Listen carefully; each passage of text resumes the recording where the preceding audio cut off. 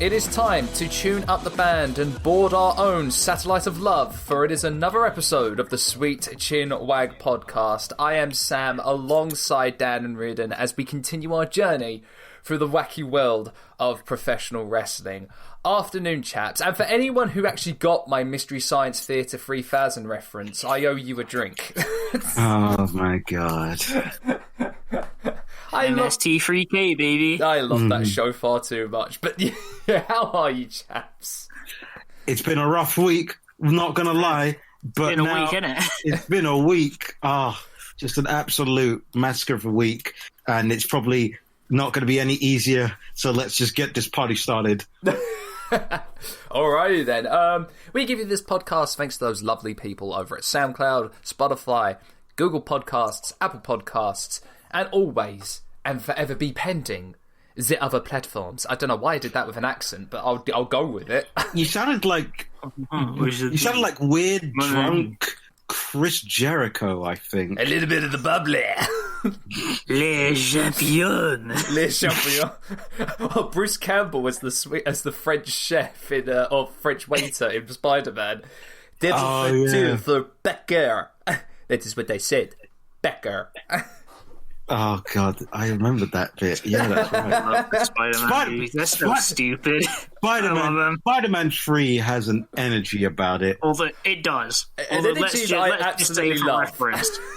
just say for reference, let's put this in here for anyone that is wondering and has seen the title of this episode. We will be talking about Spider-Man later. Yes, absolutely. Oh yes, absolutely. We'll be talking about a lot of things, won't we? Oh gosh, we will. We really will. But before we get onto all of that goodness and talking about all of every wrestler's cameo appearance in Hollywood, it is time to visit Dan for this week's wrestling news. Dun dun dun dun dun dun down. Wrestling news. Bone size ready. Oh, you got a little. Hey, look! Hey, stop calling spots. Stop calling spots. I don't like this. Oh, God. Let's get into the week that was. It's certain because it certainly was. Oh, God. How bad was it? How bad? So we're just going to start off with the usual week review, and I'll try and motor through this because there's about 8 shows to talk about. Oh, Christ, yeah, there is. So first off with Raw, super happy to see the Viking Raiders back. Hey. It's kind of annoying that it's like while one of them injured, they just can't exist. Yeah. But they are back now, and they got the win over Cedric Alexander, Shelton Benjamin, who shouldn't be taking pins, but they are also the only other tag team than the champions, so, you know. Yeah, we move. Could be worse for the pair of them. They could still be on Raw Underground. Yeah, like, it could you, like, now I feel like we have to think about, like, the alternate universe where Raw Underground can still exists. And it's the most popular segment in the entirety of Raw. Yeah.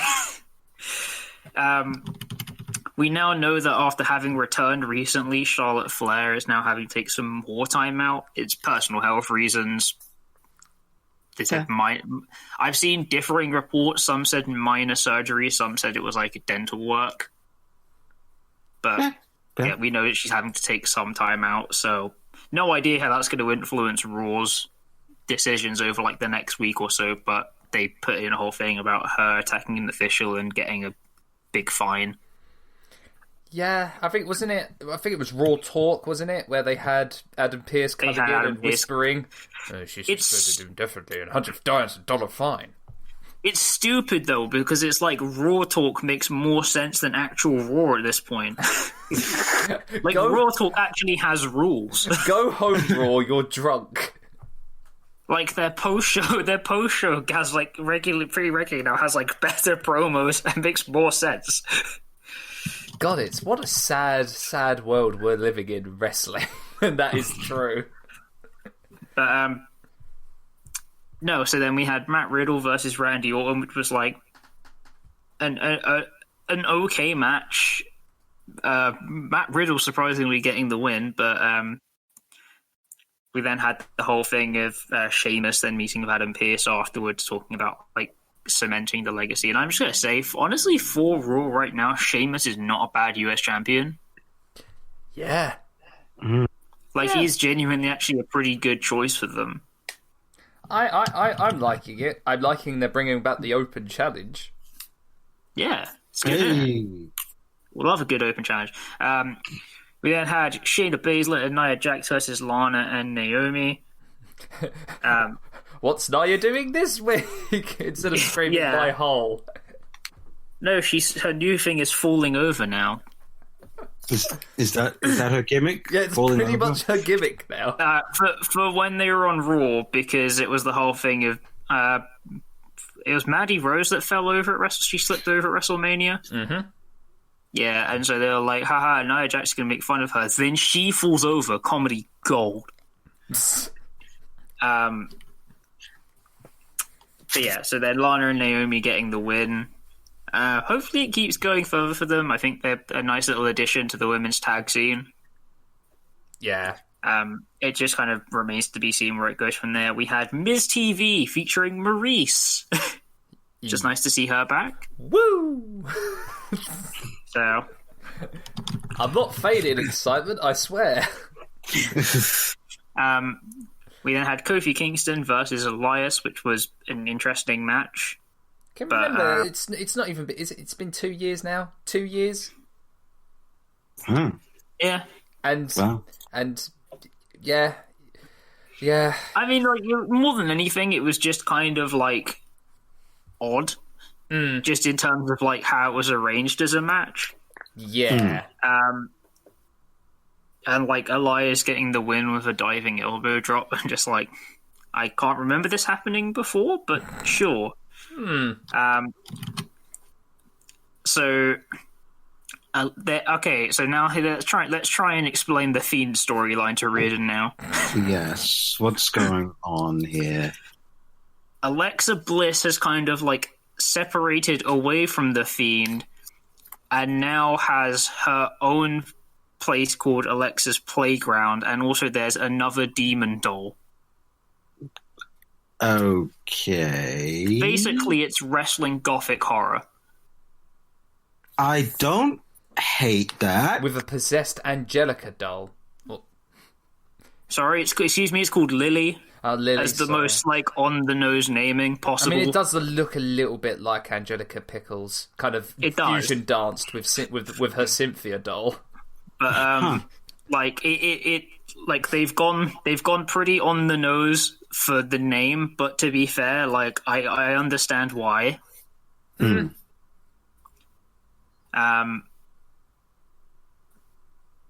it's basically Alexa being like, I was helped by the dark, and now the dark will help me. Woo. Wait. She is Bane all of a sudden. You really adopted the dark. I would be very interested in seeing Alexa Bliss pull off a backbreaker on the Fiend. I would not hate it. I would be fascinated, to be quite honest. Like, I think it's the direction that it's weirdly going, but I don't hate it. And obviously it's hard to kind of really truly gauge where this is going at this point. Yeah. I feel... But, like, I'm kind of thinking, like, there's clearly a bigger picture at work here, but it's just that stuff is, like, kind of happening, and then I'm kind of, like, filling in the blanks. I pray there is something bigger at play. I never thought we'd have to figure out the deep lore of the Fiend, but here we are. Drew McIntyre then faced off against T-Bar and Mace, and their masks came off. So now can they be... now we know who they are. Oh my god, it's Dominik Dijakovic and Dio Madden. Who could have guessed? Thank goodness Dijakovic has his hair back. And, like, let me just say this, right? I know people will be like, oh, it's the storyline. Like, it is, but also the point about me saying that is the WWE Twitter account put out a tweet. They're like, oh my god, it's these people. Can you believe it? I'm just like, I don't know. Something said it to me. Maybe it was the fact that he had Dijakovic's moveset or something. Yes. I don't know. Yes. Can they get rid of T-Bar and Mace now, or do they have to be forever like Shorty Gable have to forever be associated with those names? you know the funny thing is they haven't cleared that up yet. Oh, Christ. Then just a kind of a quick slide through on the rest of it. The Miz against Damian Priest. Damian Priest gets the win. And then Asuka beat Charlotte Flair via pinfall. Going on then next, just to go over to Impact, and just to say, do watch out for Impact Rebellion pay-per-view, because it does look like it's going to have some good to it. Yeah, I'm really looking forward to the main event. And a lot of me is going, I really want Rich Swann to win, but I feel like that's not going to happen. It's probably not going to happen, although if you want a good match to watch out for, then I would say potentially Good Brothers versus Finjuice. Yeah. It really just depends on how the Good Brothers are when they turn up. Yeah. No, you're right. You're right. And then I would say Eric Young's match. Yes. Is worth checking out. You know what the good thing about Impact has been lately? Is how Kenny Omega is actually really good as a heel in Impact. They're actually booking him and promoting him as a heel. The thing is, it's good to see that they understand the point that they've got to come at it from now. Yeah. Going over to AEW quickly.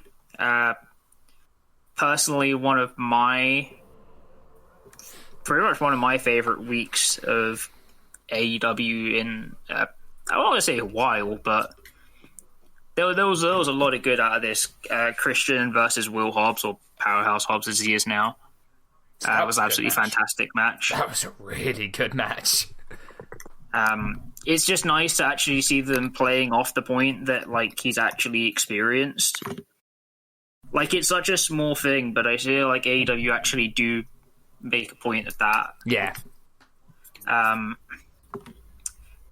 Ricky Starks versus Adam Page was, again, another fantastic match. They really, really need to realise just how good they've got it with Ricky Starks. So good. He's so they also have the amazing as well, Hook Brother. Yeah. Thank you, Taz. Okay, that's one of my new favourite Taz things. I raise a glass to Taz because he has been on such incredible form since he started in AEW. So good.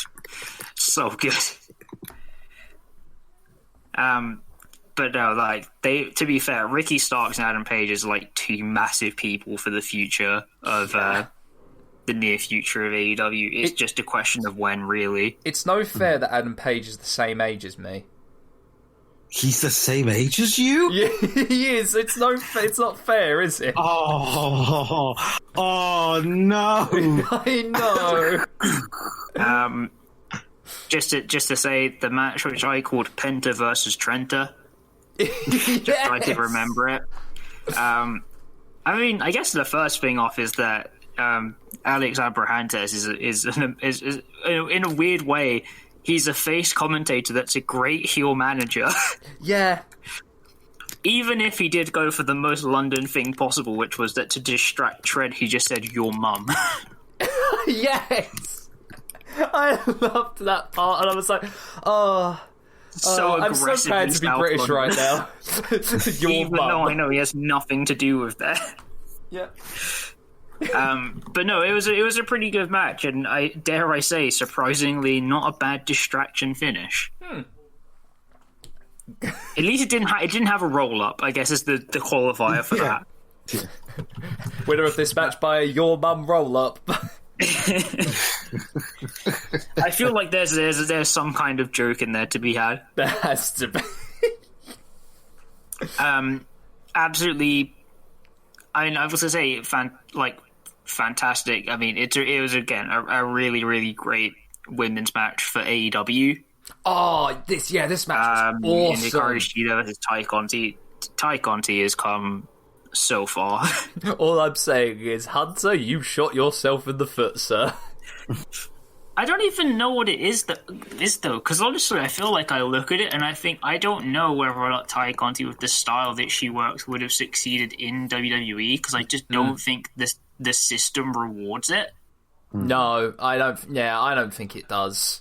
I don't know. It's hard to describe. But it works so incredibly well for her in AEW. Yeah, it works so great for her. It's like, let's not take anything away. There were some absolutely banger spots in this match. Oh God, yeah, from the pair of them, from Shida and Conti. But no, they were both absolutely fantastic.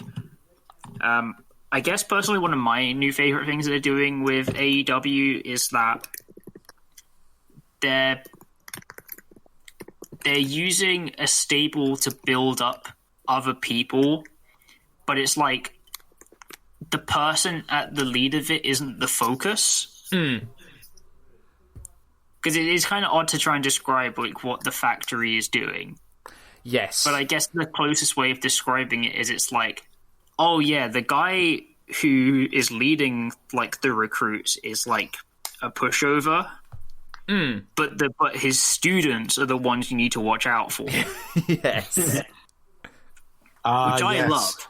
Yes, Cobra Kai rules. Yeah, basically Cobra Kai rules. Sweep the leg.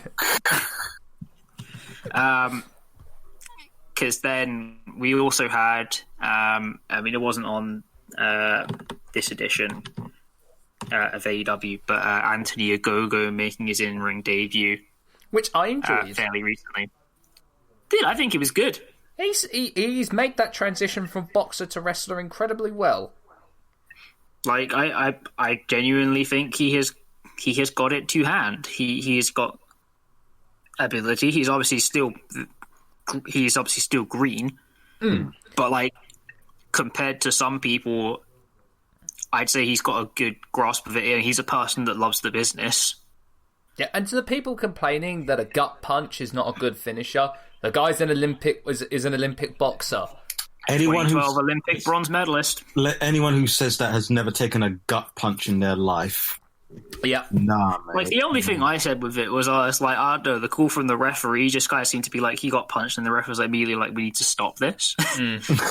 But, like, that's just a matter of timing more than anything else. I can't really hold it against either of them for it. Yeah. And then just as an aside for AEW, please go out of your way to watch Elevation.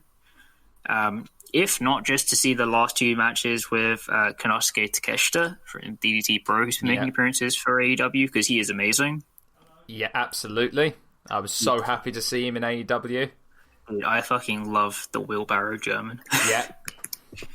But also for the most recent one, go and watch Layla Hirsch and Ryo Mizunami versus Nyla Rose and Maddie Rankowski. Yeah, because Layla Hirsch and Ryo Mizunami are pretty damn great together. Yeah, that match goes, and they were so good. They worked so well together.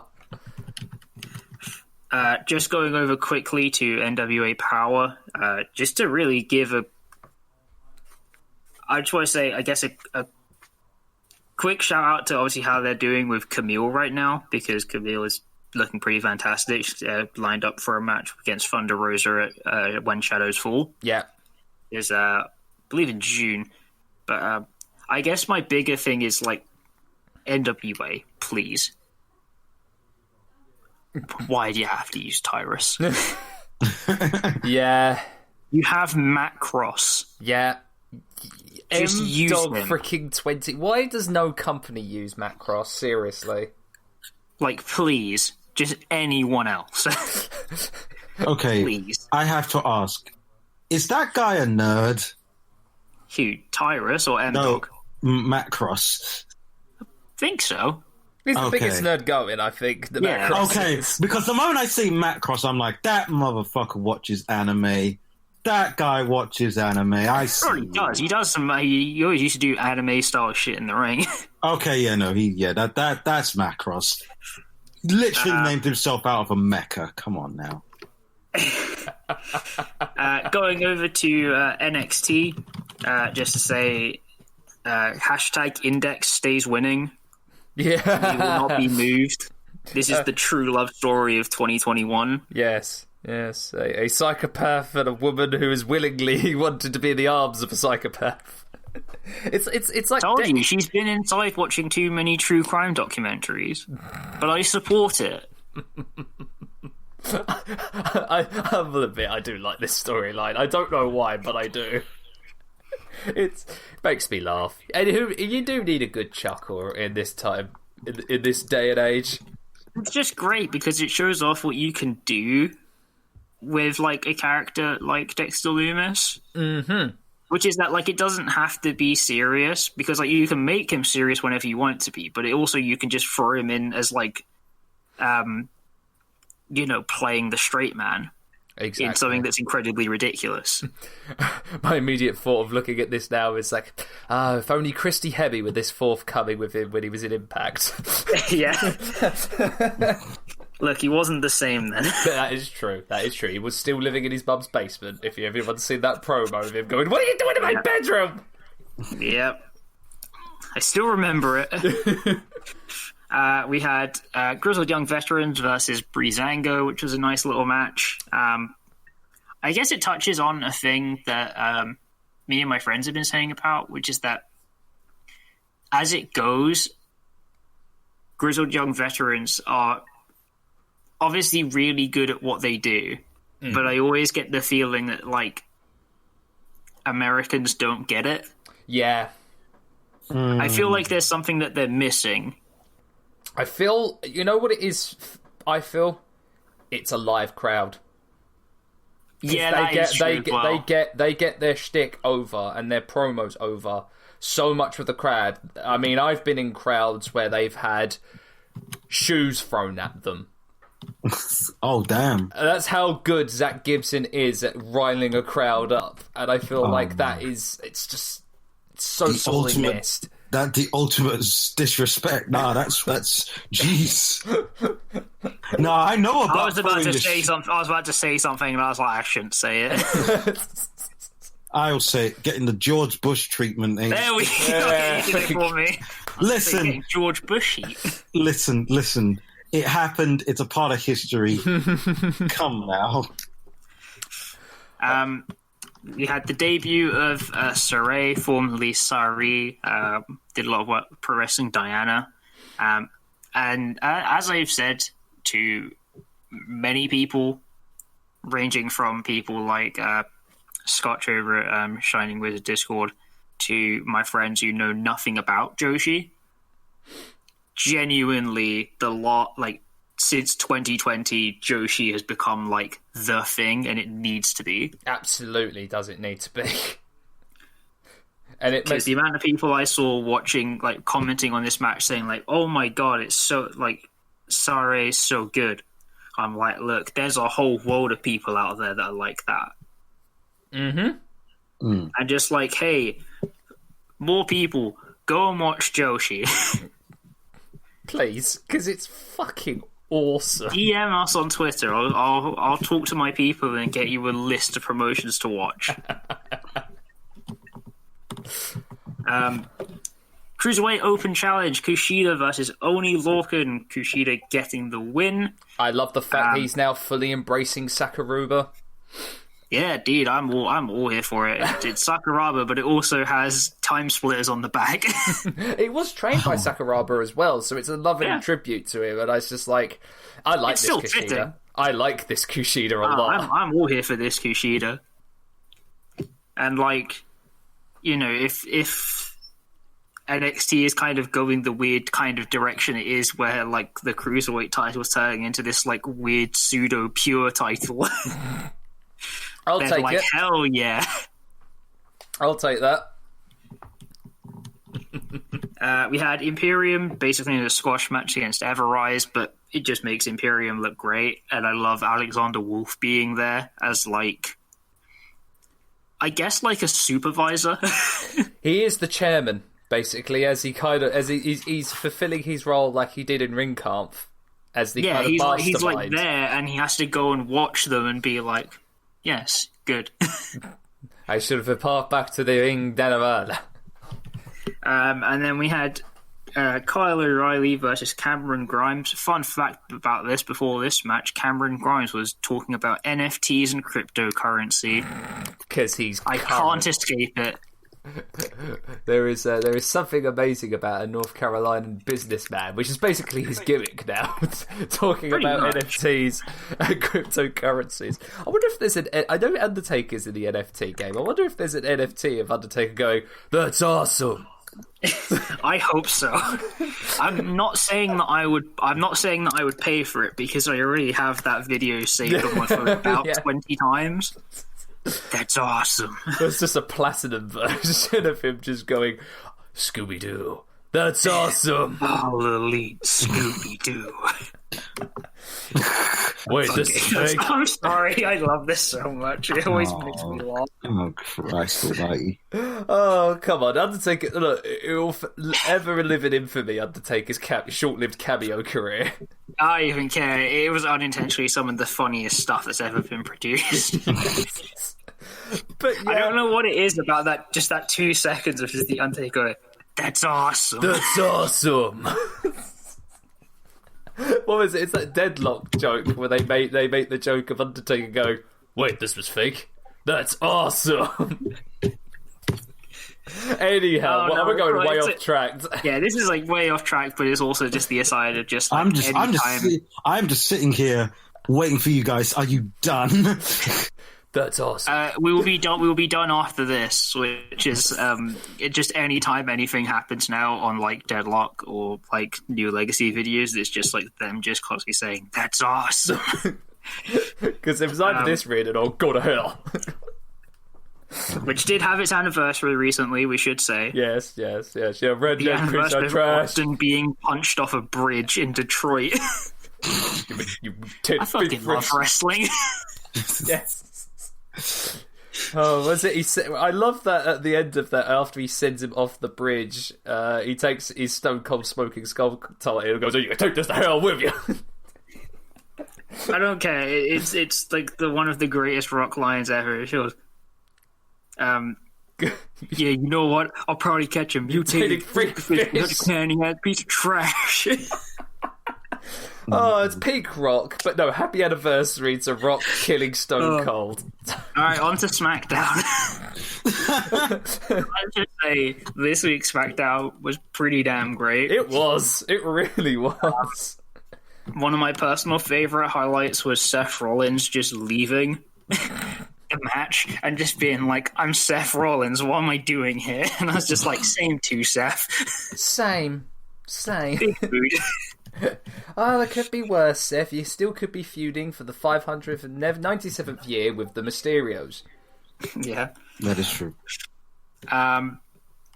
We had Tamina versus Nia Jax, which is like this new kind of feud within the slowly developing feud between Nia Jax and Shayna Baszler. Also, Reginald was there. Haven't seen him for ages. Hey.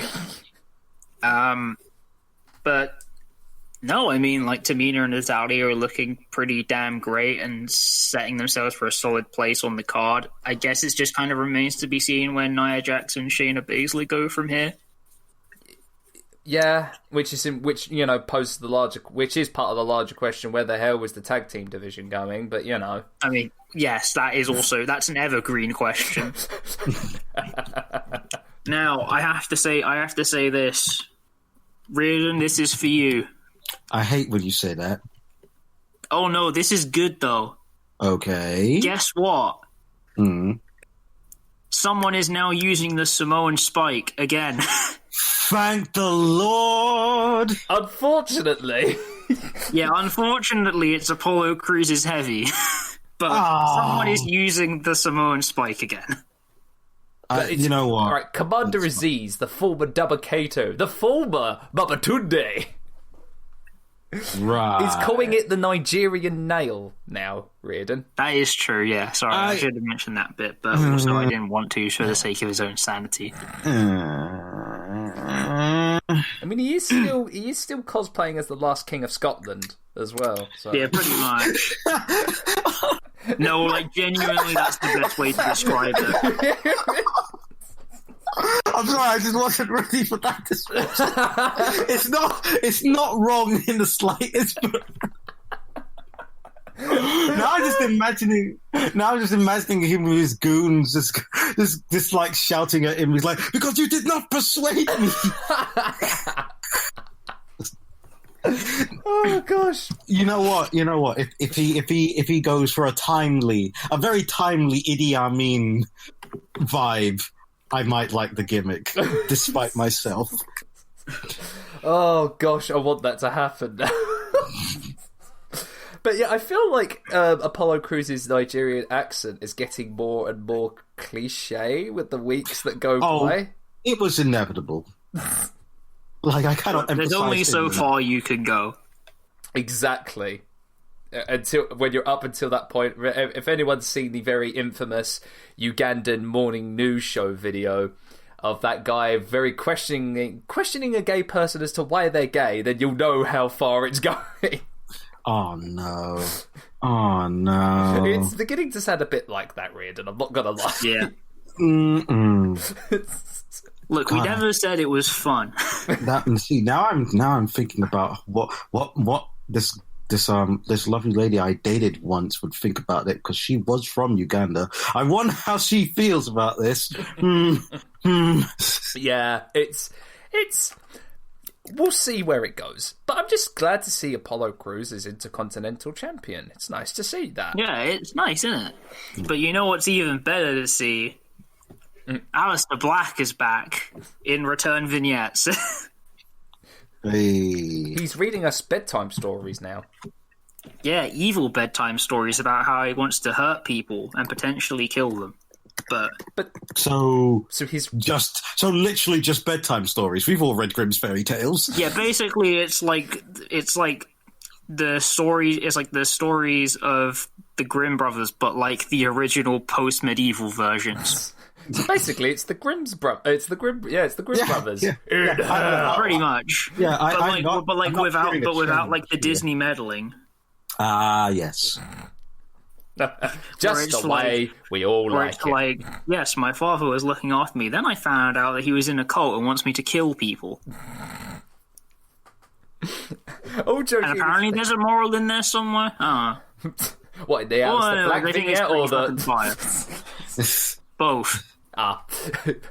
Noted. We'll see how far this goes, because, well, we know their track record with spoopy gimmicks. Yes. It is, but my kind of brief hold-up is I'm like, okay, but like technically he's on SmackDown now, so we have a higher percentage chance. That's awesome. That's awesome. Oh, Lord. We had the Mysterios versus Alpha Academy, and so as far as we know now, the Mysterios are now gearing up for I believe, a tag title match, which will be at Backlash, which this year is WWE WrestleMania Backlash. You know, on top of WrestleMania SummerSlam, and then WrestleMania Hell in a Cell, and WrestleMania Survivor Series. That is an impressively clunky title. But that, like, the point of Backlash is it was the pay-per-view after WrestleMania. But it's because now you're beating a dead horse now. It's like, we're making it as obvious as we possibly can. Oh, well, could have been worse. Could have been WrestleMania Great Balls of Fire. Hey, look, I'll have you know that Great Balls of Fire was a great pay-per-view. The name just sucked. Yes. At least we got the main event we all wanted to see in that one, but alas. Yeah, but, and now on to possibly my favourite promo of this week, which was Daniel Bryan and Cesaro with Jey Uso, and then just Cesaro just deciding to just keep swinging Jey until Roman came out. It was like, oh man, you know, here's to look after your cousin. All right, then I guess they're just gonna have to be here with us. And Cesaro just starts swinging him while Daniel Bryan's talking on the mic. Oh man, I am. You know what? I want to shout out to you, Uso, man. Shout out to you for being willing to take that, because that ain't nice. Oh gosh, I mean, look, we don't need to talk about Cesaro because, well, We all know everyone knows our stance on Cesaro. We love Cesaro. Yeah. It's great seeing him in this position. Cesaro be Cesaroing. But yeah, so then we get to the ending promo. And Roman's there with Jay and Paul Heyman. And then so Roman says to Cesaro that he hasn't earned the opportunity yet, but he wants to face Daniel Bryan. And it's basically the stipulation is, like, in old school terms, loser leaves town. It's like, if you lose, I don't want to see you around here again, which means, I don't know, Daniel Bryan will probably just go... I mean, he said he's probably going to be going part-time. So it's either a vehicle for that, or they're just going to have him on, I don't know, he could have him in NXT for a bit or something. Hold on, I thought that he was, like, actually retiring this time. No, he is, but he still has time on contract. Oh, okay. I mean, I got that, but the thing is, I think Roman whispered most of his promo, which I feel like he's become his gimmick now, just like... Acknowledge me as your one true Universal Champion. Oh, by the way, if you lose that match next week, your ass is grass. Acknowledge me. To be fair, that is pretty much his gimmick at this point. Part of his gimmick at this point. Oh, by the way, have any of you checked out the Roman Reigns threesome shirt that he was wearing this week? You what? Oh, it was Smack 'em, Stack 'em, Pin 'em.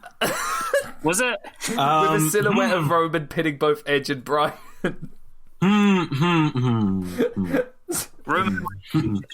I admire your energy, but perhaps... I think that's what was on the shirt. I can't remember exactly. No, it was that, yeah. Smack 'em, stack 'em, pin 'em. Again, like, here for it, and yet not? There's a Roman Reigns pop-it, which is going to be smack 'em, stack 'em, pin 'em. Acknowledge me. Stop it. Sorry, I feel like I'm doing very alluring noises towards Reardon. I apologise, Reardon. I'm just kind of like, mate. Roman Reigns.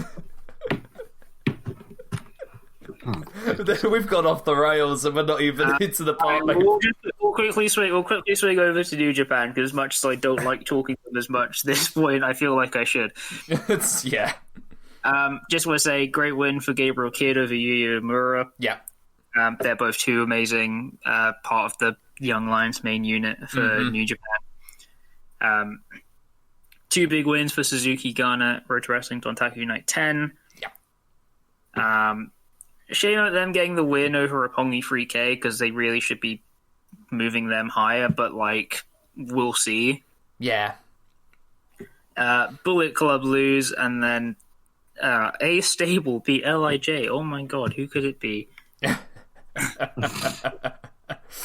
give the props to Jeff Cobb for that one. But just finally, as the last bit,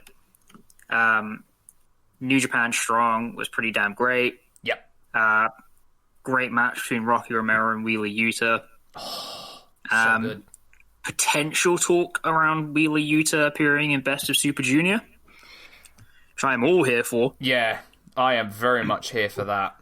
And I hope that when the situation is a little bit more clear, we'll hopefully be having Rocky Romero appearing more on New Japan Main. Rejoining up with Roppongi 3K. And as horrible as this sounds, I kind of don't want to see him on MLW as much. Oh no, I know what you mean. I need to kind of reconfigure that personally. But now Tom Lawler beat Brody King to become the first New Japan Strong Openweight Championship holder. Not a bad decision at all. I kind of do like for Tom Lawler. I mean, two very good people to choose from. Yeah. I'm happy, and I'm especially happy they didn't give it to TJP, so... Hey! Yep. What? No. With that, though, we're done with the news. Awesome. Real quick, I have news. Real quick. Oh, and yes. It actually fits in with the the theme today. So, quick recommendation. My recommendation is hydration, because I have no real recommendation today. But out of the news, apparently it has been reported that a good friend of the podcast, and by friend, we just love him, Dave Bautista, has revealed that he has pitched to Warner Brothers and DC to allow him to play the Batman villain Bane. I mean, like, let's be honest, right? He's about as perfect as it gets. Yeah. Yeah. Yes. Yes. And if that happens, let him Batista bomb Batman. That's my only note. I just want that. Can you imagine? That's how you Batman picture broke his back. Picture the visual: Batista power bombing Robert Pattinson. So many people have been saying they want to see that. Leave Pattinson alone. He's a good actor, man.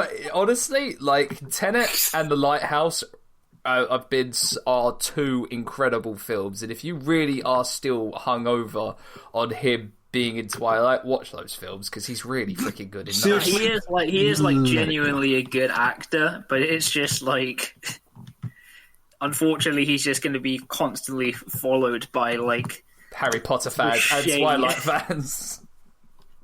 And we are still talking about Dave Bautista, by the way. Yes, we are still talking about Dave Bautista. So yeah, I hope that happens. That's all. That's my note. Continue on. So not only with hydration are we recommending, of course, we're recommending our good friends over at Graps Apparel for their merch. Awesome merch. I realised and just seen that they had released a new shirt for Davey Richards, which looks really freaking cool. So get on over to grapsapparel.com and use the code SWEETCHIN for 10% off your order. That's SWEETCHIN. Alrighty then, so let us get on to the main portion of this episode, which is wrestlers in films. Oh, this one is a doozy. Now, gentlemen, I have chronicled and watched most of these films that we're going to be talking about, ones that I've listed. I've also managed to pull up review scores and their percentage ratings on Rotten Tomatoes. So I've done quite a bit of research this week.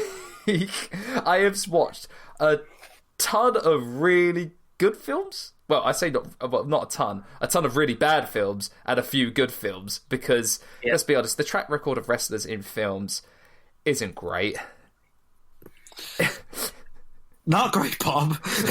Not great at all. Alright, so before we get onto our usual thing of listing our best, our worst, and our best, I feel that we need to really give shine a spotlight on three particular wrestlers who, let's be honest, have done well. Depending on who you look at or talk to as well, have done the best or indeed the absolute worst films known to man. Yeah. Okay, so we're going to talk about the three obvious suspects. We're going to talk about Hogan, Rock, and Batista. And we're going to start off with Hogan as the person who really started off, but boy, did he make it hard for other wrestlers to try and make a career in film. It started off great. His first appearance was as Thunderlips in Rocky III, which in my opinion is the most, I dare even say, is the start of the campy Rocky films. Oh, no, one, it absolutely is, and two, I'm sorry, Rocky III does not hold up. I'm sorry. It doesn't. I'm going to just choose violence real quick. Rocky III does not hold up. Rocky IV is dog shit. I don't care. Rocky V is actually better. I don't care. Touch me and I'll sue. But I do love that sequence, the Thunderlips Rocky fight. Just because it's just Hogan being Hogan. And you realise this. Better or worse? For better or worse, absolutely. Also, you have this film to blame for Hogan having the atomic leg drop as his finisher in WWE. Wait, hold up, really? Yeah, because before then, when he was in the AWA and made a big name for himself in Japan, he was using the Axe Bomber, which honestly is a much better finisher. It's a running lariat. It's a better move. It's an infinitely better move. But no, Vince saw the star potential after Rocky III, signed him, and wanted him to use the leg drop. Right. Weird old film, and as I said, it hasn't aged well. It does have the best ending scene with that fight between, with that, like, the start of the bout between Rocky and Apollo, trash talking before they throw a punch, which is... You got that wrong. You got that wrong. It's not Apollo. Apollo is 1 and 2. Oh, yes, it was. No, I meant the ending scene, when they have that unofficial third fight. Yeah. Which is, as I said, that is the best ending to a Rocky film, if you ask me. That's... Purely for Carl Weathers going ding ding. That's very fair. I could really go off on a tangent with Rocky 3, but I will say this really quickly. Can we acknowledge how racist Paulie is in that movie? Oh Christ, yes he is. Like, it never comes up again. That dude is racist as hell. Hey Paulie, why are you going to say that? I mean, it's one of those things where it's kind of like, that it's there and, like, you want to say something about it, but also it just kind of exists in its own space. That's Philadelphia for you. That bad when I was there. Oh, no, there you go. All that being said, though, it still has a 63% fresh rating on Rotten Tomatoes. 63 is fair. 63 is fair. I can't argue with that. Okie doke. So, after that, and getting the massive success that he did in WWF, Hogan's next film, of course, would be No Holds Barred, which was a co-production between New Line Cinema and the WWF. I have watched this film. I am not the biggest fan of this film. The only thing that redeems this is Tiny Lister, rest in peace, as he plays Zeus. Rest in peace, Tiny Lister. And every time that I recently also watched the Brian Zane a review of this, and every time he popped on screen, he did the Debo gimmick of just taking all of his jewelry off and hiding it. But no, this film is... I don't want to talk too much about it because it is a film that's seen to be believed. It's like, what a way to stroke the ego of both Hogan and McMahon at the height of its popularity in the WWF. It's a nonsensical plot. It really doesn't make much sense. Zeus is Zeus. Stan Hansen's in this film, funnily enough, which really confused the hell out of me when I first watched this. I went... Hold the fucking phone. Is that Stan Hansen? Turns out, yep, the master of the Western Lariat was in this film. This film has a 10% rotten rating on Rotten Tomatoes for good, obvious reasons. Now, I will talk about... To be honest, it's about where I would expect it. Yeah. But at least it has the great line, Hogan's best line in all the film. What's that smell? Dookie. Oh god, yeah, that's right. Thank you, Hogan. Well, I bet you that was kind of greenlit by Vince because, as we all know, he loves his poop jokes. He does, doesn't he? He really does. We have it on record before that, apparently to Vince, the funniest thing in the universe is pushing someone into a pool. Mm-hmm. Yep.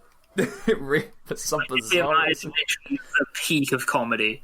What a odd man. Okay, so touch upon his little cameo appearance in Gremlins 2.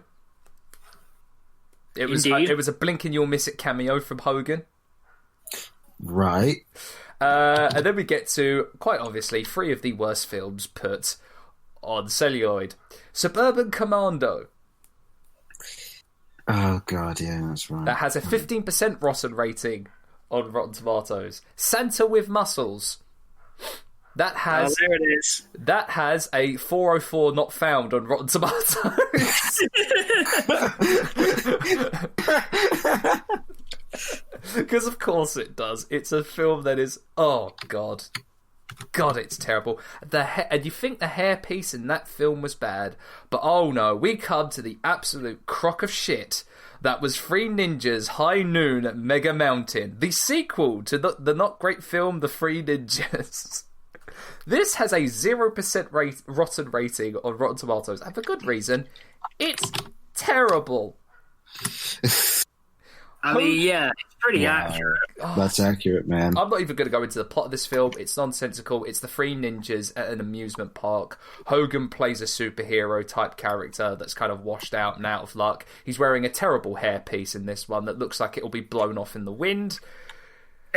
Oh, Jesus H, this is terrible, and I'm not gonna give it any more time than that.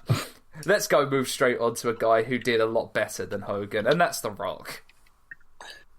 Although he had a rough start. God, tell me about it. He did start off rough, but goodness gracious, did he redeem himself? All right, Mummy Returns. Mummy Returns is good, but he has no lines. CG Rock. He is simply there. CG Rock is in my nightmares forever. Yes. I mean, understandably so. As a kid, I really enjoyed this film. I really enjoyed the Mummy films quite a lot. They were kind of like schlocky, like pulp action films. Real talk. I am more fond of the Mummy than I am of Indiana Jones. You know what? Fair play, right, because like, I think let's be real though, right? Like, because I know, like, he obviously gets the love from our generation for it, but like, let's just say Brendan Fraser in The Mummy. Mwah. Yeah, what king? Just beautiful. Such a bloody good role. Honestly, real talk. If the game was out then and they were making the movie adaptation around that time, I would have said Brendan Fraser would have been a perfect Nathan Drake. Yeah. Oh no, he would have. Actually. He would have been perfect. Damn. Definitely would have been a perfect Nathan Drake. But this film has 47% rotten on Rotten Tomatoes. Which, what, The Mummy Returns? Yeah, really? Wow. I would say it would probably be more of a 55 fresh, if you ask me. It's not a bad film. It's not an awful movie. No, I assumed it would be in the time. Yeah, I'd assumed that was in like the 60% range. No, honestly. Funnily enough, wow, that's odd as hell. That's the march of time, honestly. Yeah, really, it really is. No, recommended. Not a bad way to make your debut in Hollywood, for sure. His first leading role, though, would be, of course, The Scorpion King, the spin-off film of The Mummy Returns, which in itself would spin off into its own series of films, but we won't get into those. Well, maybe. Possibly. I mean, it goes all downhill when we get to Scorpion King 4 and it's Lou Ferrigno and flipping Roy Big Country Nelson and just like it's ex-MMA stars and Lou Ferrigno in there. They're just there like, who can we get to go in this space? Yeah. But no, Scorpion King, again, another film I didn't so much dislike. I quite enjoyed this film. See, the thing with The Scorpion King is the only memory I have of it was like watching it when I was younger, and the only reason I think I remember watching it was because my brothers went to watch it because it had The Rock in it. Yes, yeah. That was the Without big The Rock being selling in it. point. I don't think anyone would have seen the film. No, not at all. There's the reason why every subsequent sequel to those have been direct-to-video. Yeah, it literally was like one of those star power movies. I mean, because it's worth saying. I mean, this was a thing that constantly got cycled about, so it's probably changed since then. But I feel like I'm like being weirdly nostalgic by saying when I was doing media studies for GCSE. It's not nostalgic at all. It's like that's not nostalgic. That's not nostalgic. So 9 years ago at this point, I remember my teacher saying that at the time there were two people that could sell a movie by being in it, which were Will Smith and The Rock. Yeah. I think that pretty much holds true. That's to this day I feel that still holds true, and I think that's kind of been his his thing really since he started. Yeah. Like, regardless of whether it's been a big budget film or an indie film, it's sold purely on the fact, it's got Dwayne Johnson on there. Now I want to know what a movie would be where Will Smith and Dwayne Johnson were in the same movie. I'd be actually, honestly, very curious about that. I'd be interested to see. Right, make it like Hollywood. You may be full of something, but make that happen. Yeah. Right. Is there any kind of new theoretical superhero franchise that they could enact to pretend. Right, try and get Will Smith and Black Adam. That's all I'm saying now. Yeah, but who would Will Smith play? God damn. That's a really tough casting, actually. Yeah. But I'll have to think on that. Think on that one. As I tell you, that Scorpion King has a 41% Rotten rating, which understandable. It isn't as good as those the previous. Wait, hold up. Mummy Returns was 44, right? 47. 47. Nah, come on, guys. Yeah, come on, guys. It's not even. They're not in the same category. That's ridiculous. On the Scorpion King. Yeah. But yeah. But Mummy Returns. Nah, I'm not agreeing with that. We get on to a couple of his action films. His first action film, possibly one of my favourites, and I feel an underrated classic, The Rundown, also known as Welcome to the Jungle in England. Oh, love this film. This film is so freaking good. It stars The Rock, of course, and Sean William Scott, but also Christopher Walken. Oh no! Oh no! As the main antagonist, it's like, what a better way to have a debut action film than have Christopher Walken as your main antagonist. Great action set pieces. Pretty great. The Rock is really, really uber action hero in this one, and honestly. Some really great comedic moments between him and Sean William Scott. I'd say the one in particular is the pee scene, where he's dragging him through the jungle, and he just goes, "I have to pee," and he goes, "Pee your pants, move!" And he has to unzip his trousers to him to pee. No, great film. Also, I forgot, the world's greatest action hero or action star, Ernie Reyes Jr. is in this film as well. Oh, wow. Oh, wow. Yeah. How about that? And has a fight scene with The Rock, which is freaking awesome if you've seen it. But no, 69% fresh rating on Rotten Tomatoes, which I think that's the rating it definitely should deserve, because it's a bloody good film. The next one, Walking Tall, is the rating I don't agree with. It's 26% rotten on Rotten Tomatoes. I really like Walking Tall. I'm sorry. I thought it was pretty good. Again, it wasn't like the greatest movie I've ever seen in my life, but I didn't hate it. No. In regards of like remakes, it's not a bad remake at all. A retelling of the Walking Tall story. Yeah, I think it was really good showing by Rock again. Like, he really played the role of Chris Vaughn really well, and the casting of Johnny Knoxville again was quite inspired. Those two worked really well together. Which they really shouldn't have, frankly. They really shouldn't have. Oh, yeah, no, it shouldn't have worked at all in any capacity.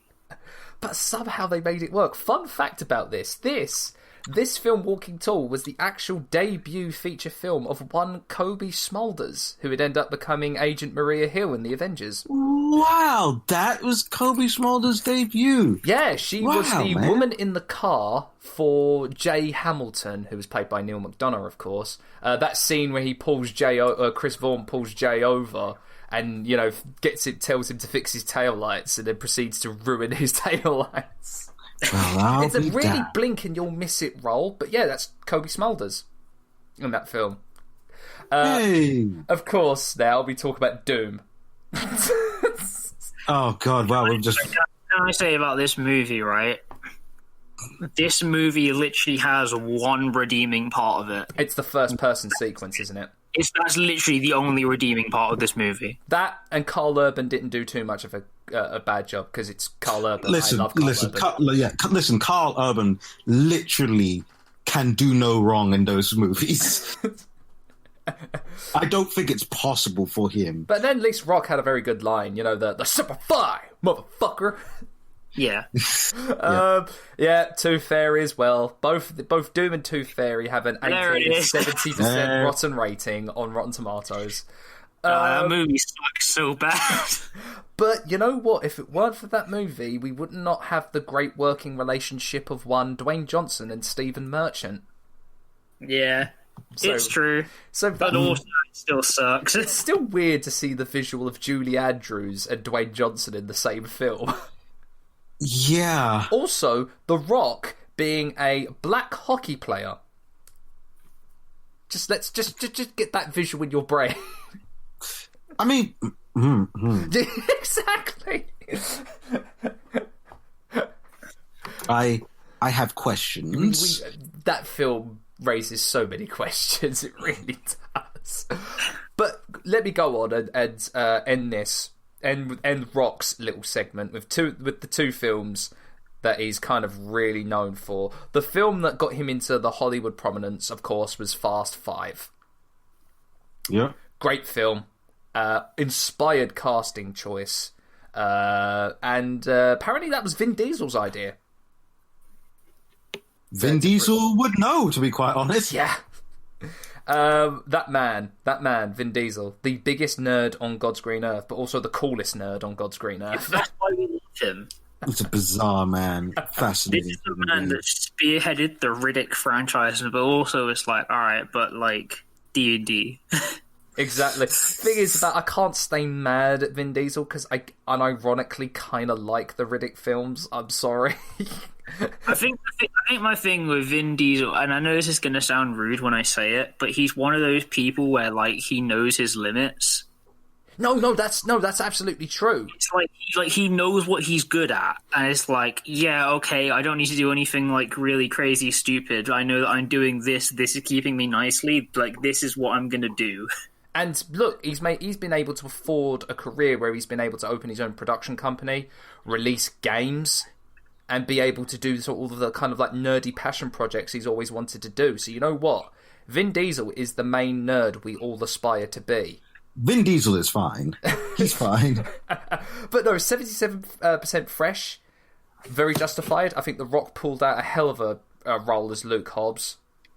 And this is where we got Tank Rock, because good lord, he was ginormous in this film. He got only bigger. Gotten so huge, man. Wasn't it Pain and Gain, that film with Mark Wahlberg, where he literally looked like he ate a house?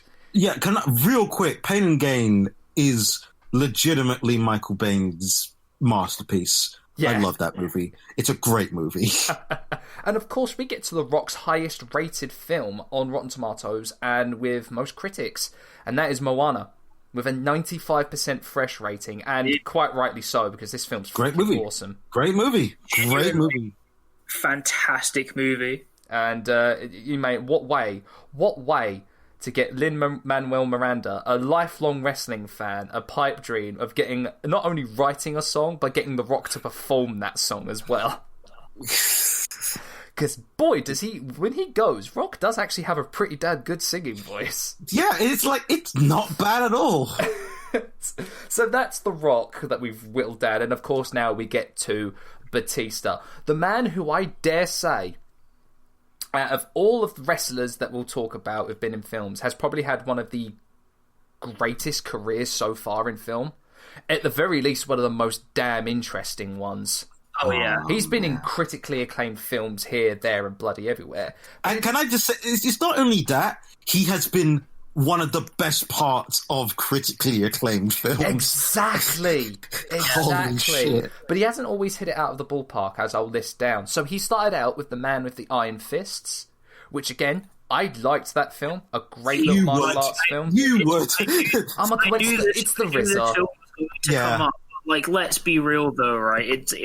It's everything you could want from an action movie that also has the Wu-Tang Clan involved. I swear to God, that film is just the RZA's brain, 24/7. It is the most Wu-Tang that you could possibly get. But it's 51% rotten, which I guess it makes sense. If you're a martial arts film fan like I am, you probably rate it as more of like a 55 fresh. But well, what can you do? His next film after that was Riddick, which again, I ironically kind of like the Riddick films. Yeah, it's not awful. 57% rotten on that. But then, of course, we get to the one that really, really strapped the rocket on him and sent him to the moon, and that's Guardians of the Galaxy. James Gunn, you absolute genius for casting him as Drax. It's just a mad-ass movie. Personal aside one I feel like doesn't get mentioned enough, which was his appearance in, I believe, Skyfall. Oh, no, I'll get to that in a moment. Because personally, I think his appearance in Skyfall was bloody fantastic. I believe it was actually Spectre. Guardians of the Galaxy. The Spectre, actually. Spectre. Spectre. Sorry. Yeah.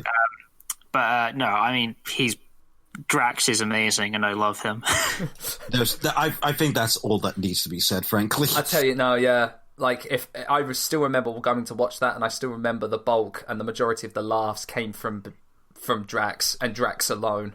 So funny. So bloody good. God. But after that, he starred in a film called L.A. Slasher with, is it Kamal Nujani? I'm not sure. Kamal Nujani? Yeah, I know the guy you mean. This film's terrible. It has a 0% rotten rating on Rotten Tomatoes.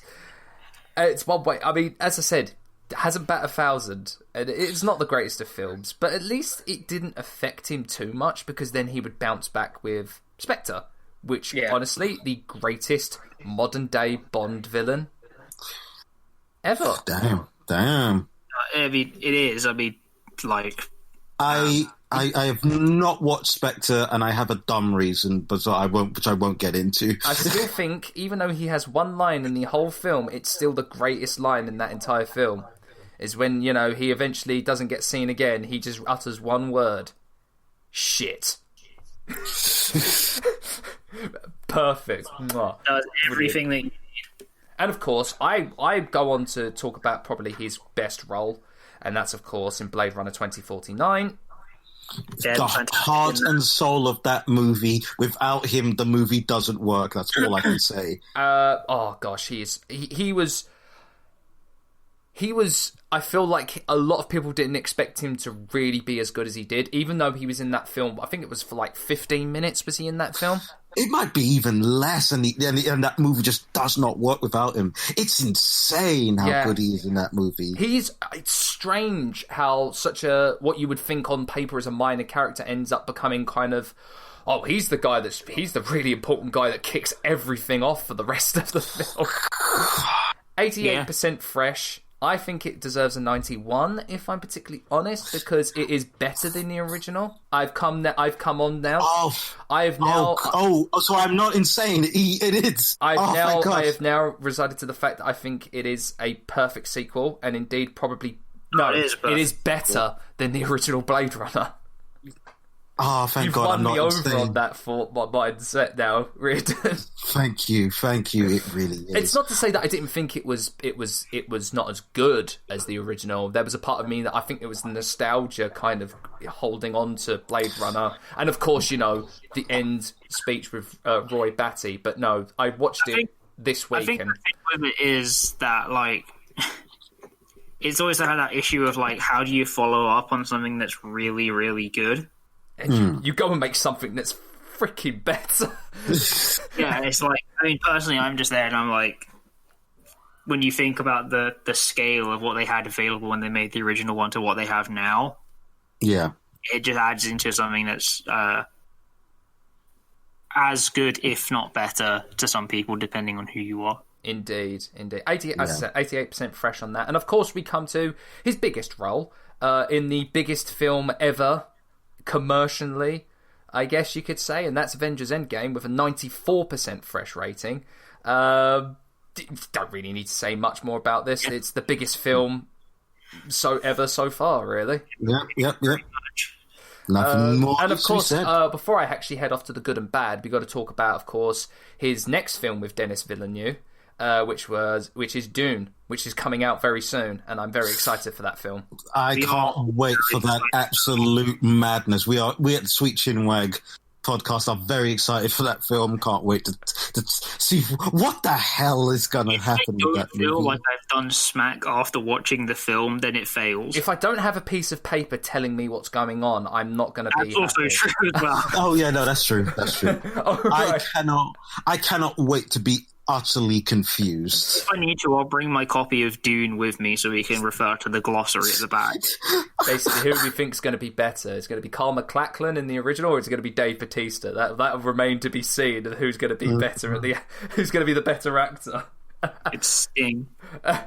Anyway, with all that out of the way, we've got the usual suspects out of the way. We're going to go on to our good and bad. And we're going to start off with the absolute Well, we'll start off good. I want to start off good because it only gets downhill from here, and I kind of want to save the bad for later. But, okay, I'll start with my choice, and I'm pretty sure it's a choice that Reardon already has as well in his mind. And, of course, I think it's one of the best films of the late 80s, and indeed, probably one of the best films a wrestler has had in a leading role, and that's John Carpenter's They Live. That was my number one. Yeah. It's a masterpiece. Before, which is that, like, Roddy Piper is perfect for that kind of, like, B sci-fi horror genre. Yeah. Like, I don't know what it is about him that makes it so perfect for it, but everything seems to kind of all come together. I mean, also with the plot of They Live, like, someone like Roddy Piper works amazingly for it. It really does. Yeah.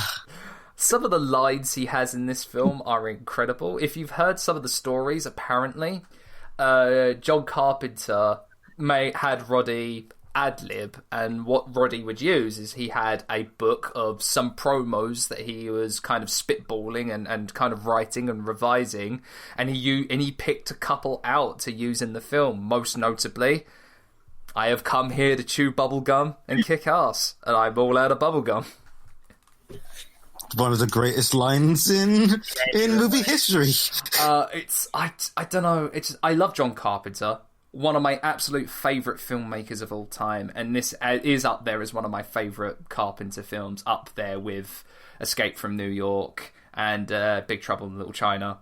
Fun fact about Big Trouble, there was going to be a remake, and of course The Rock was going to play Jack Burton in that film. That is true. That's fascinating. Yeah, that's true. I remember that being, yeah. But yeah, great film. 86% fresh on Rotten Tomatoes, which is, that's perfect. I think that's a really good rating for that there.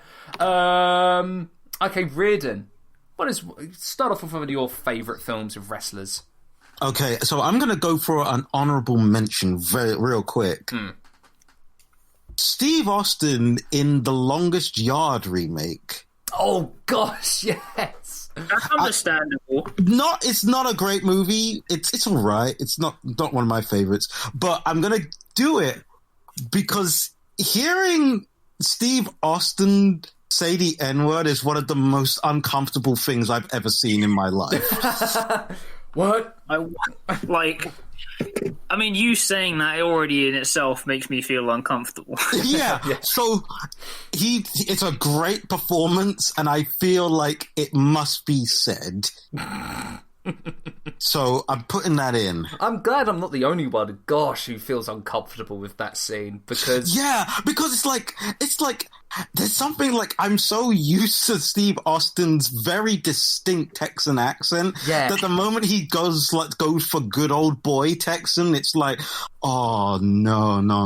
I think it's that and the whole, that just one little bit where he says that this is how a white man plays guitar, and I'm just like, oh...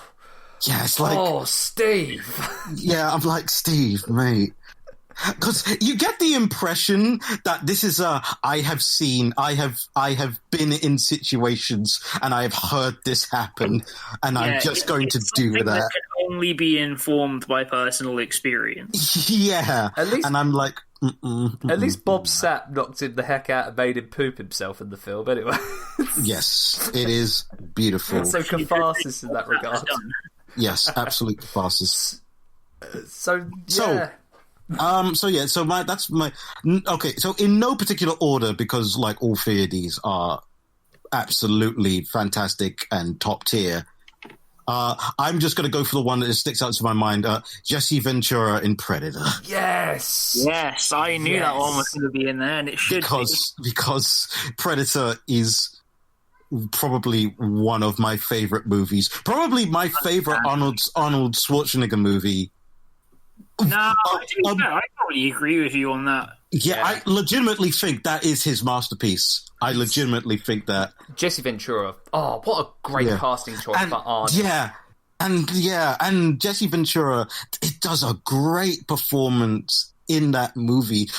He's not in it for long, but it's a great 80s machismo, and that ends into just pure fear. I mean, I have to say, out of the wrestlers that have turned to acting, Jesse Ventura has been one of the pretty good ones.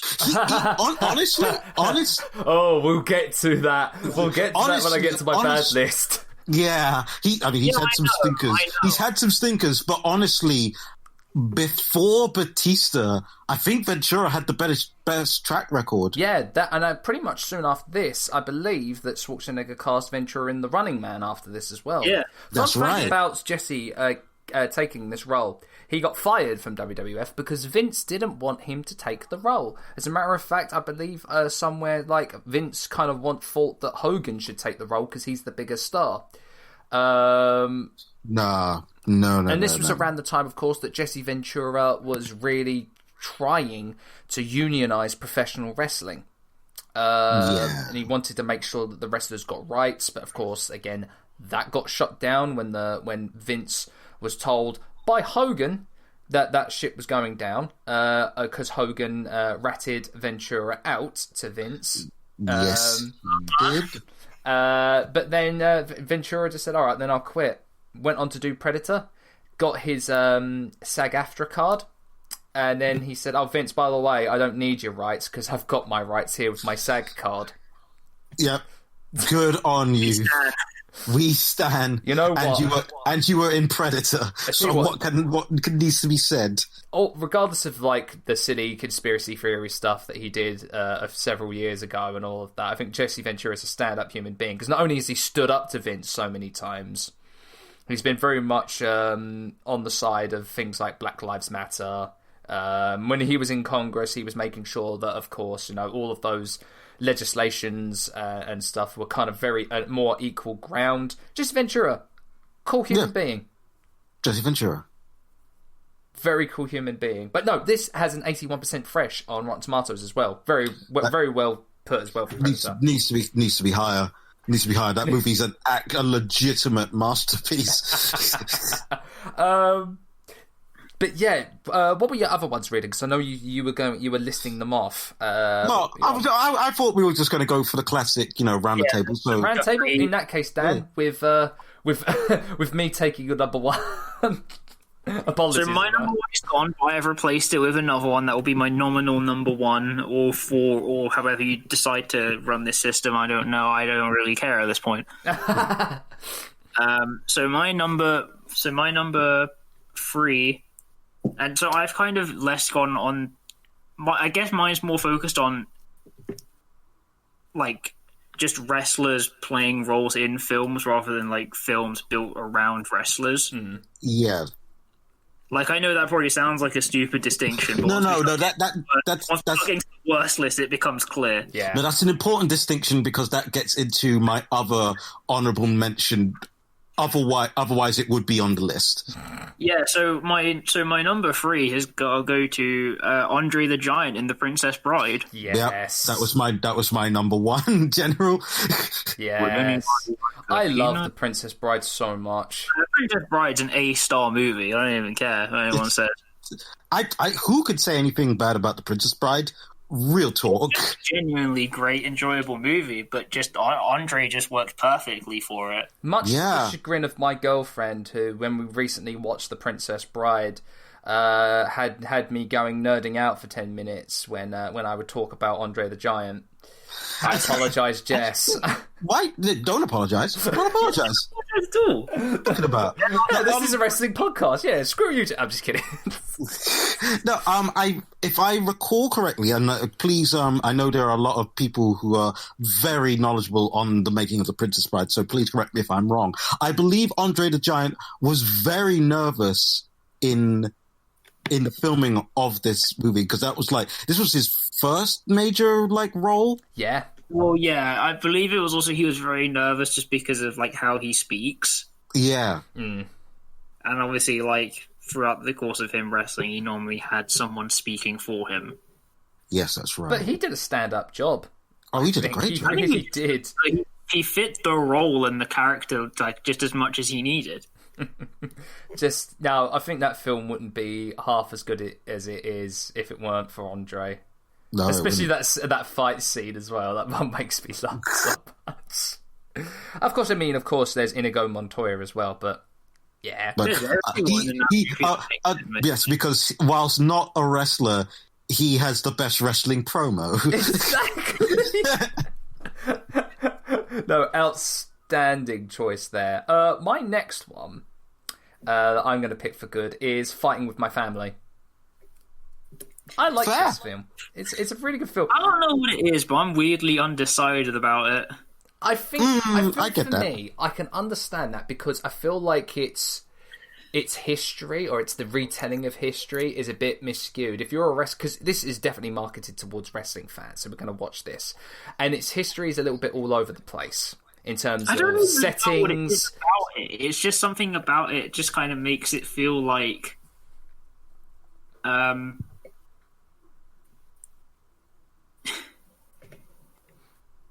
Again, it's so hard to try and quantify what it is.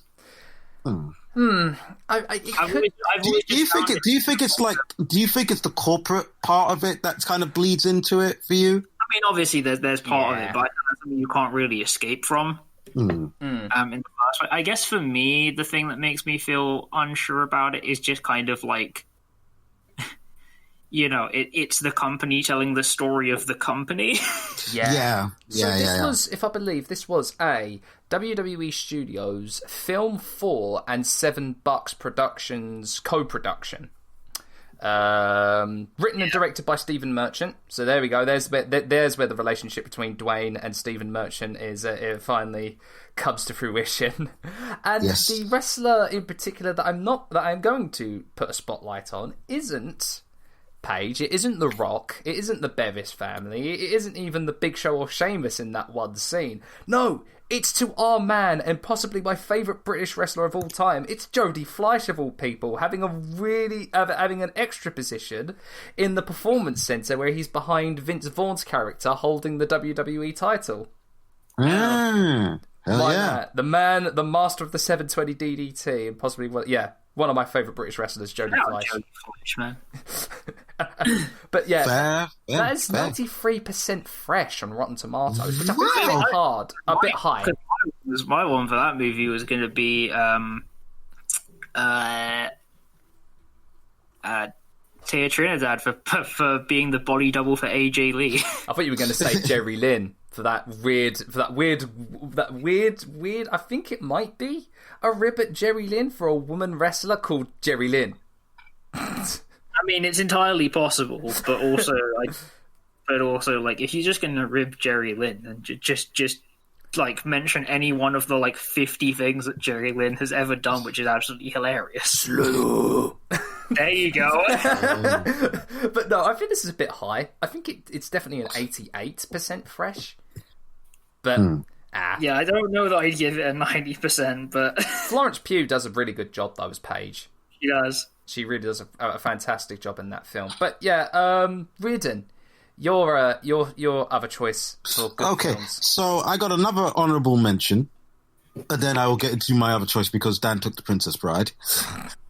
My honourable mention is everyone in The Wrestler. Yeah, the Wrestler was going to be my number one choice on this one. I wasn't... See... my spots. Yeah, see, I was of very two minds about whether I count this. I was of real two minds. I don't. Would you say you would be in less of two minds if I told you that Cesaro's in this film? It's my number one pick. Yeah. I didn't. What is he? I can't remember him being in that split moment. Cesaro's in this film, along when you noticed R-Truth's in the film when you go back and watch it, pretty much like that. Because they had a bunch of people who used to be in Ring of Honor. Yeah, I know that bit. I remember that. But Ernest the Cat Miller playing the Ayatollah as well. Dude, may I add. So that was going to be my additional number one. Okay, so we all picked the wrestler. Genuinely, Ernest the Cat Miller in that role does exactly what he needs to, and it's an oddly visceral experience hearing someone talk about having left the wrestling business. Yeah. No, it is a pure all-and-out Darren Aronofsky film, because, gosh, man, look, I can praise the plaudits of this film, and I think this film is great, but God, it is a bleak watch. It is a bleak. It's like, because it's like actually because I believe it is technically the spiritual sibling to Black Swan of all things, which was going to be I think what Aronofsky originally intended was for those to be one film. It was originally the story of a wrestler falling in love with a ballet dancer. But he split it into two films.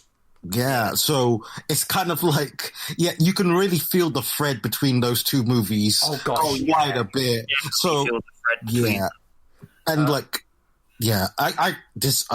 movie is just fantastic and such a, God, what a movie. But gosh, yeah, I mean, I feel, is it my favourite Aronofsky picture? Yeah, actually, no, yeah, I will go out and admit it's my favourite Aronofsky film. I can't even argue with that, because it is legitimately, even like, setting our podcast obligations aside, it is a great movie.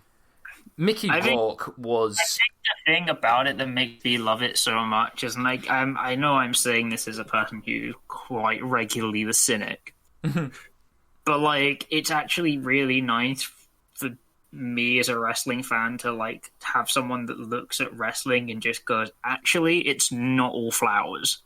Yeah.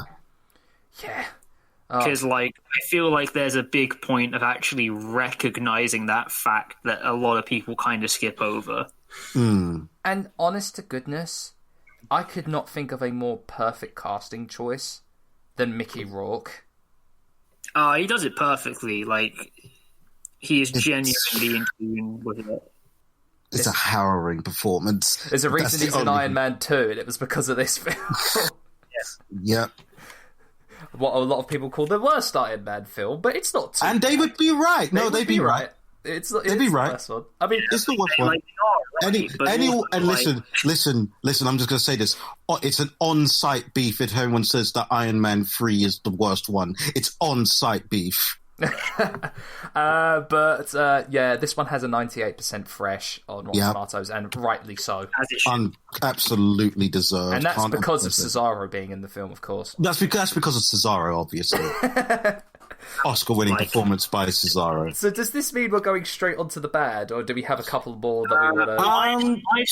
I've still got one more. So should I throw my one out there? Yeah, go ahead. Absolutely.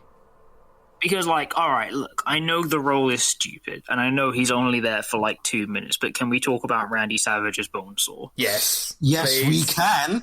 Yes, we can. Possibly. Oh, he's ready. Is it possibly the greatest cameo appearance of a wrestler?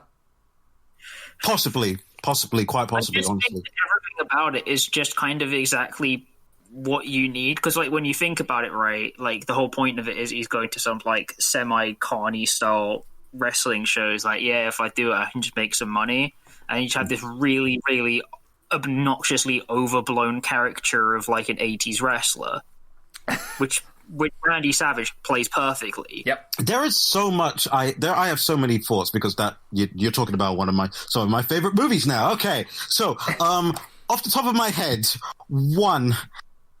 It's the funniest thing about that is that it's basically shoot wrestling. Yes. Can we talk about that? Oh, my legs. God, I can feel my legs. Yeah, like, literally, it is like, no, you're going to get into the ring, and it is it's basically MMA, only wrestling. Yeah, it's like you survive, or you get horrifically injured. Yes, so can that you is shoot that. on Randy Savage for 3 minutes? Yeah, wow. Two. Has any wrestler's veins looked more pop than Randy Savage in that movie? Minus Jinder Mahal. Honestly, it is unbelievable what he looks like in that movie. Minus Jinder Mahal and Chris Dickinson's head, no. Yeah. 3.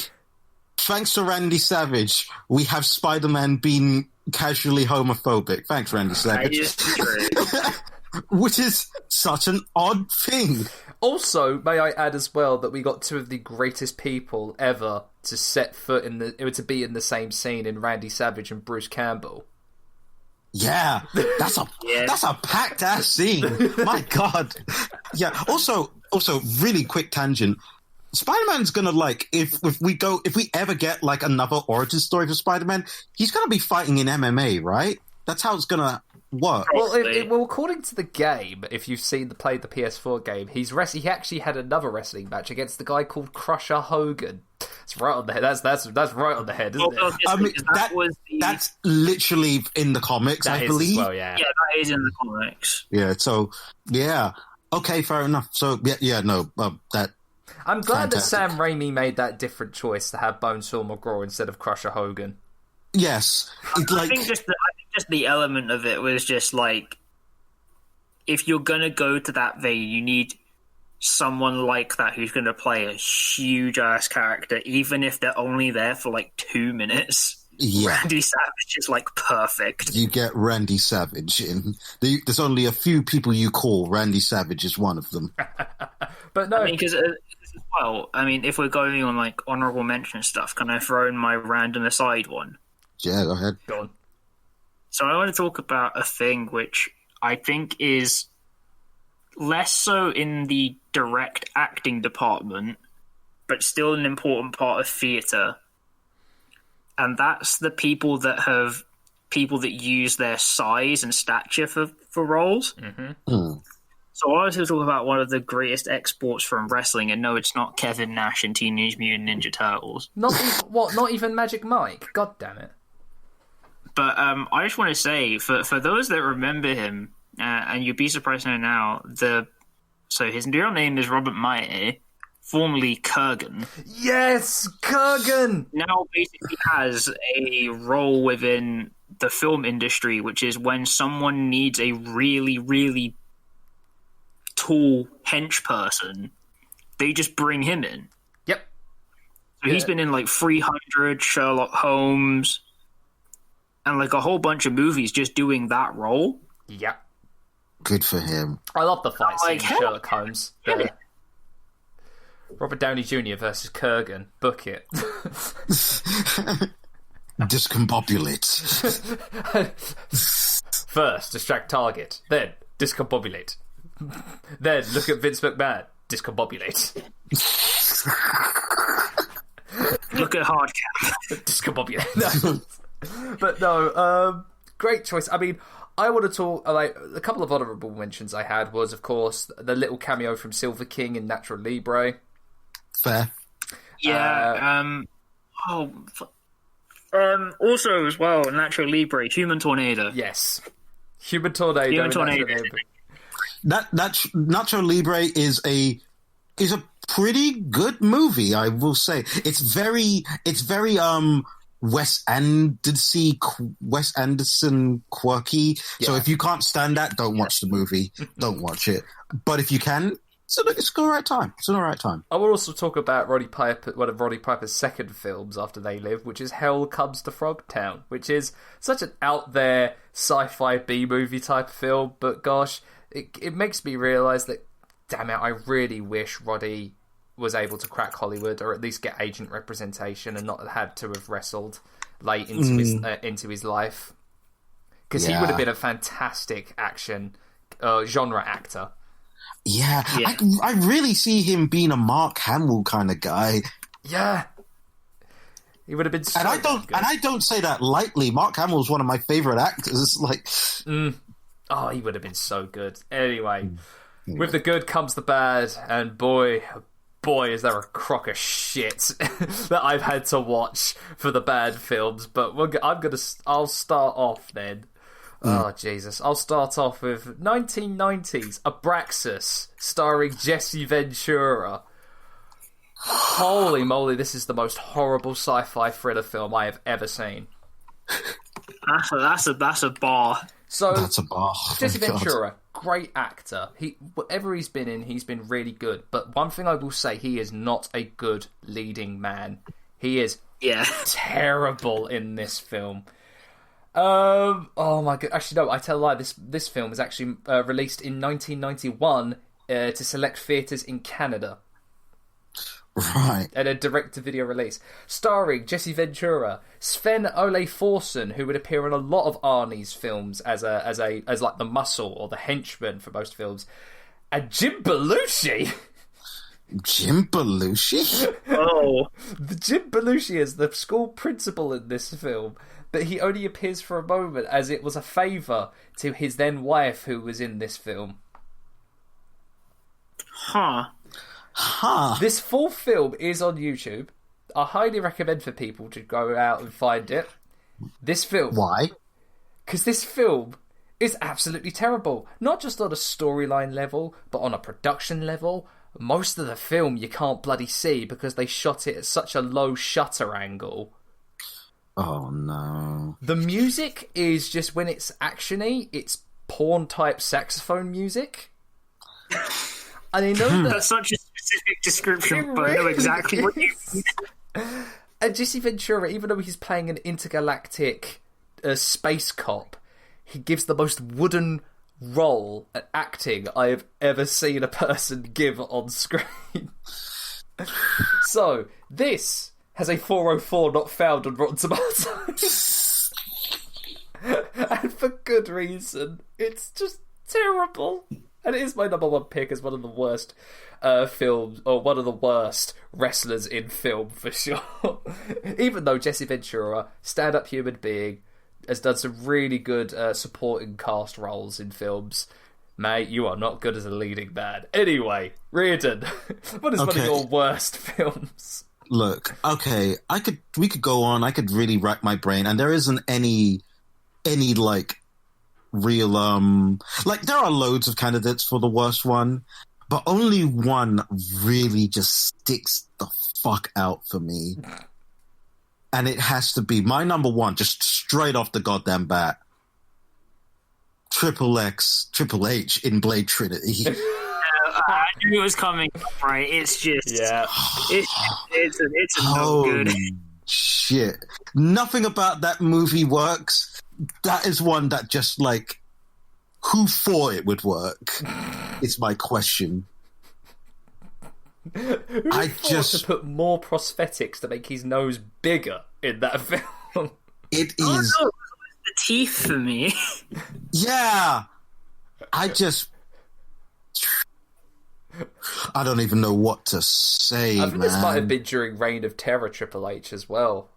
In like what, 2001? I want to say 2003. Actually, hang on. So it would have been around Reign of Terror Triple H. Hang on. Let me check. 2004. Oh, yeah, still inside it. Oh, yeah. 2003 to 2005, baby. Yeah, so... Oh, my God. Yeah, it's not a great role. And I love the fact that, like, his character's gimmick in that is it the pet cat or the pet dog he has? Yeah. You're asking me to remember Blade Trinity. No, I'm not going to go over that. Ryan Reynolds was alright in that film, though. I mean, Ryan Reynolds in his never-ending campaign to play Deadpool. Yeah, pretty much. Literally watch that damn movie. He's been trying to play Deadpool for years. Oh man! All right then, Dan. Your first pick. My first pick for this. Hey, guess what, Hunter? We're staying with you. Yes, please tell me it is what I think it is. Let's talk about... Well, first off, let's talk about the joy of WWE Studios. Oh, fuck. Let's please talk about the Chaperone. Oh, no. Movie sucks. This movie is fucking awful. So, for the people who are listening who... don't know this movie's existence, keep it that way, please. For those who know about this movie and haven't seen it, keep it that way, please. I mean, at least it stars a young Ariel Winter who would then go on to find success in Modern Family. I don't know if that's at all redeeming, but let me try and describe this movie.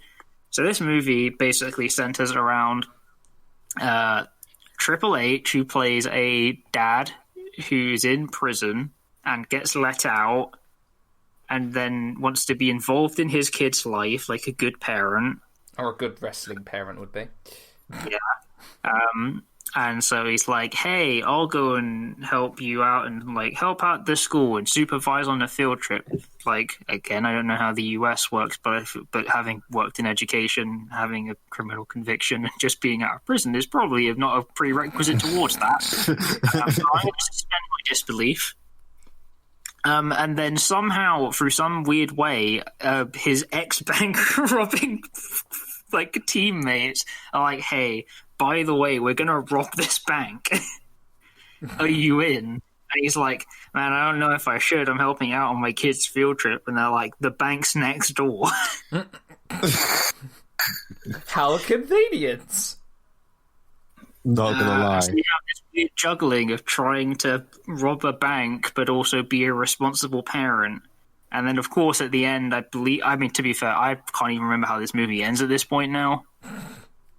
I want to say he probably has some kind of realization that robbing banks is bad, but I can't confirm that. Would you believe if I told you, Dan, this film has a 29% rotten rating on Rotten Tomatoes? I imagine not enough people have seen it to bump it down. Also, another fun fact, I believe this film also stars Yardley Smith, who voices Lisa Simpson in The Simpsons. I believe so. Hold on. Yes. Yardley Smith does more things than just voice Lisa Simpson. Yeah, she usually gets cast in teacher roles in TV shows and films. She does? Yeah. Mm-hmm. I legitimately thought that was all she did. That is fascinating. That is legitimately fascinating. But yeah, that film has a higher percent rating. I don't like that. Oh, whatever percentage rating it has is too high. Yeah. The Hunter? I remember from looking this up, it has like a 5 out of 10 on IMDb, which is, again, still too high. Hunter, you're never going to be as successful as Dwayne, even though as much as you really want to be. Yeah. Also, real quick, I know it's not bad, it's good. I'm just going to say this really quick on my list of good. Jumanji, Welcome to the Jungle is a really good movie, has no right being as good as it is. And there we go. Yes. Is it because of the grape boob spot? It's because not only does Dwayne Johnson do a great job in that movie, but it has unbelievably underlined one of Jack Black's greatest performances. Very true.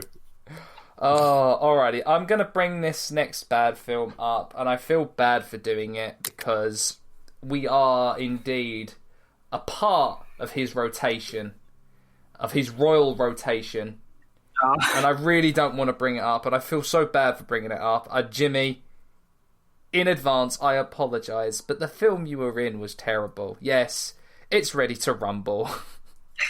David Arquette.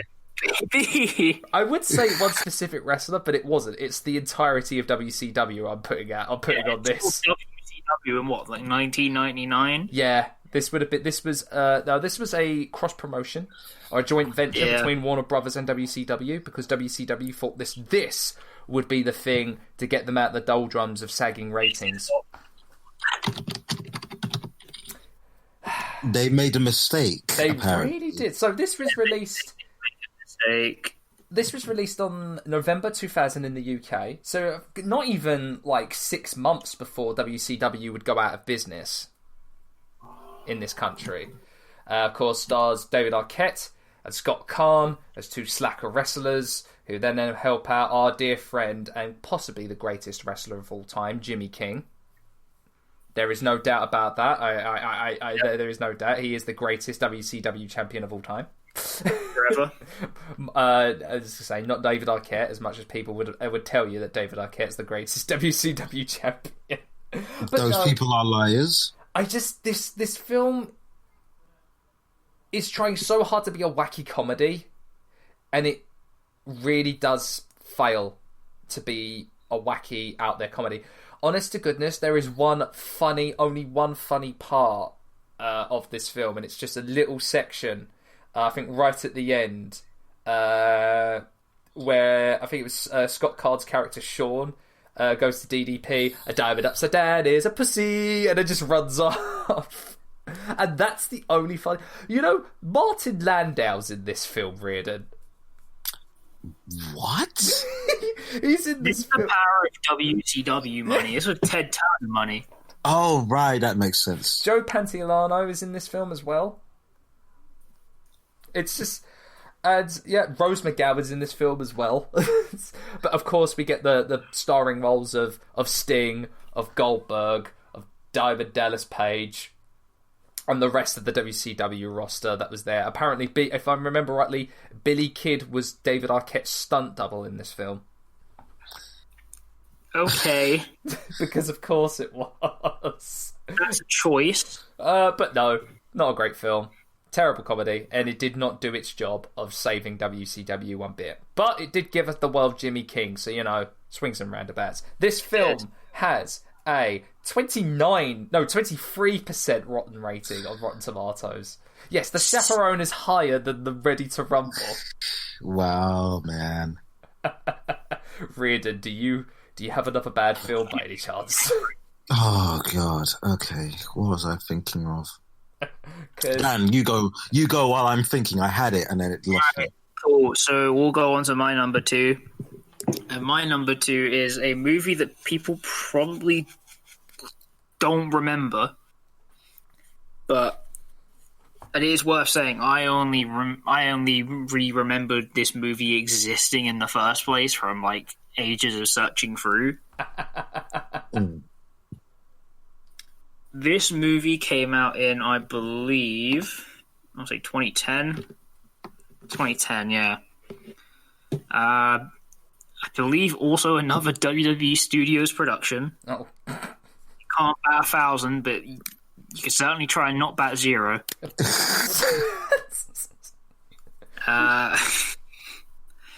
This movie is called Legendary. Oh, is this the John Cena film?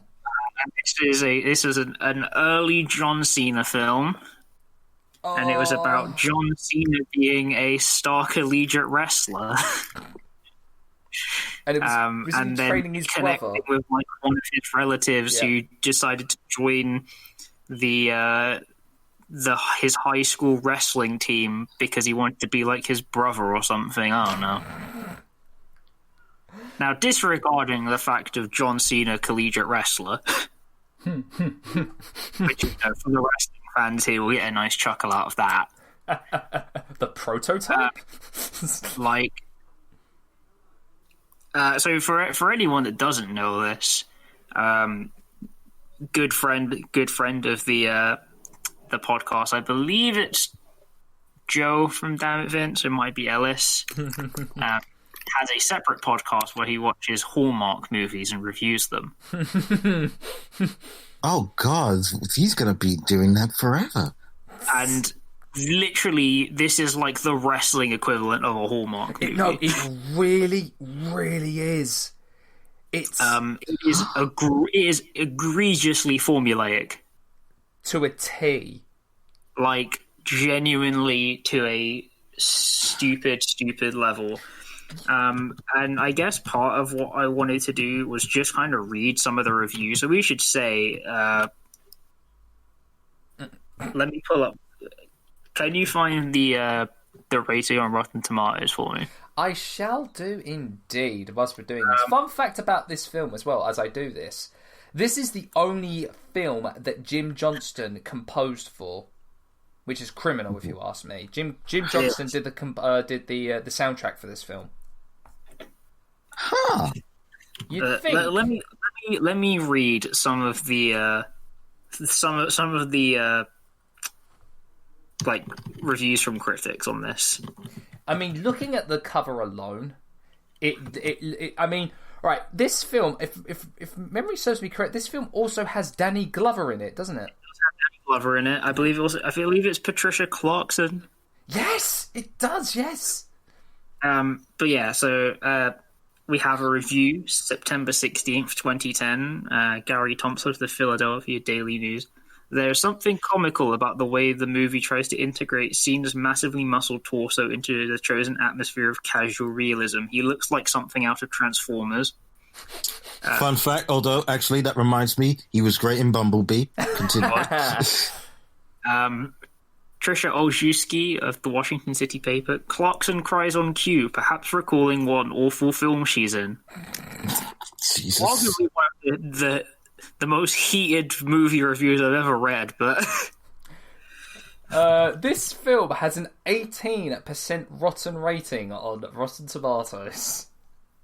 A by-the-numbers sports drama with a death grip on cliches and acting every bit as flat as the mat it's performed on. Oh boy. These are getting worse.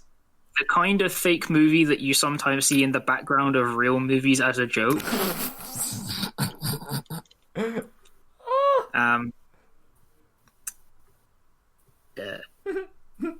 So I shouldn't be laughing like this, but still.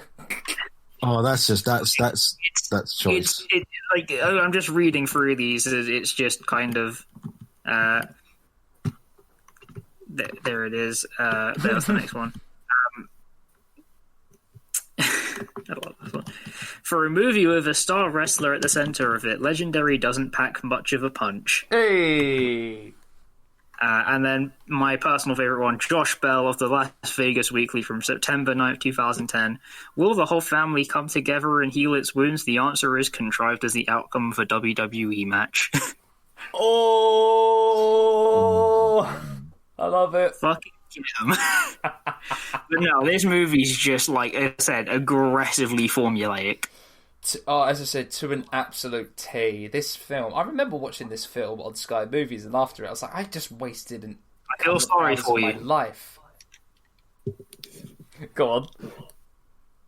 Just genuinely, I feel sorry for you, having had to watch this movie. Yeah, and it was my brother who made me watch it, so... Oof. Screw you, Mark. Anyway. Oh, man. This brings me to my number one choice. And it's a film I've been wanting to talk about, and it's fortunately a film that Brian Zane has been covering very recently. It is the piece of shit trilogy that is Ultimate Deathmatch. Oh, Sean Cade, you really, really did trigger me sometimes with this. I don't with this even trilogy. know what it is with these movies, because it's like it sits in the space between like really, really bad independent film to then student film to then kind of like low budget studio film. So, like I genuinely can't describe the way, because everything about it's so bloody amateurish, but then the budget that they have behind it makes you think, well, it can't be like a student film. It's done by like an actual guy who wants to be a director. Exactly. It's the budget. If memory serves me correct, it was quite a high budget, but you wouldn't freaking know that by how terrible the film is edited. Okay, so I have just gone into my mind's eye, and it's still like Triple H in Blade Trinity still gets number one for me, but out of a literal like atom photo finish, second place, only because I didn't understand the movie to hate it enough. It is Dwayne Johnson in Southland Tales. Yes. A movie, despite being so bizarre, apart from one scene, I cannot remember because it's just so weird. No, it really is. And not in a good way. Not in that fun kind of artiste kind of weird. It's just, what the fuck is going on? No, agreed with you. And I don't know why he's in it. I don't know how they got him to be in it. I remember happening, not that I can tell you much about it. I know it exists. I believe this was the second film with him and Sean William Scott in it. Possibly, maybe. This has I don't know, man. Funny enough, this has it really has a 39% rotten rating on Rotten Tomatoes. 39, huh? Someone found some interest in it. All right, go off. Well, I think that's always a thing with some of these movies where it's like there's clearly some kind of audience for it. Yeah. Like, someone's going to be there and be like, it's not that bad. Or I guess a lot of people come at it from the thing of, like, this movie is awful, it's the worst movie ever made, and they watch and like, it's not that bad. Now, remember here, this... If memory serves me correctly, I believe this was written and directed by the same guy that directed Donnie Darko. Yes. So you would have thought it would have been somewhat alright, wouldn't it? I don't know what to tell you, man. I do not know what to tell you. Alrighty, so before we end and wrap up, I feel to be fair, before we end, can we cut back to Ultimate Deathmatch quickly? Oh yeah, absolutely. And I wanted to shine a spotlight on a certain series of films, but Ultimate Deathmatch is terrible. There's no way to describe these movies, and I would say the only way to fully understand it is to watch it, but I wouldn't wish that on anyone. If you need any sort of context, then go watch Wrestling with Regret. And watch Brian's reviews on the first two. He's going up to the third one, but only because... The pain of watching it. Yeah.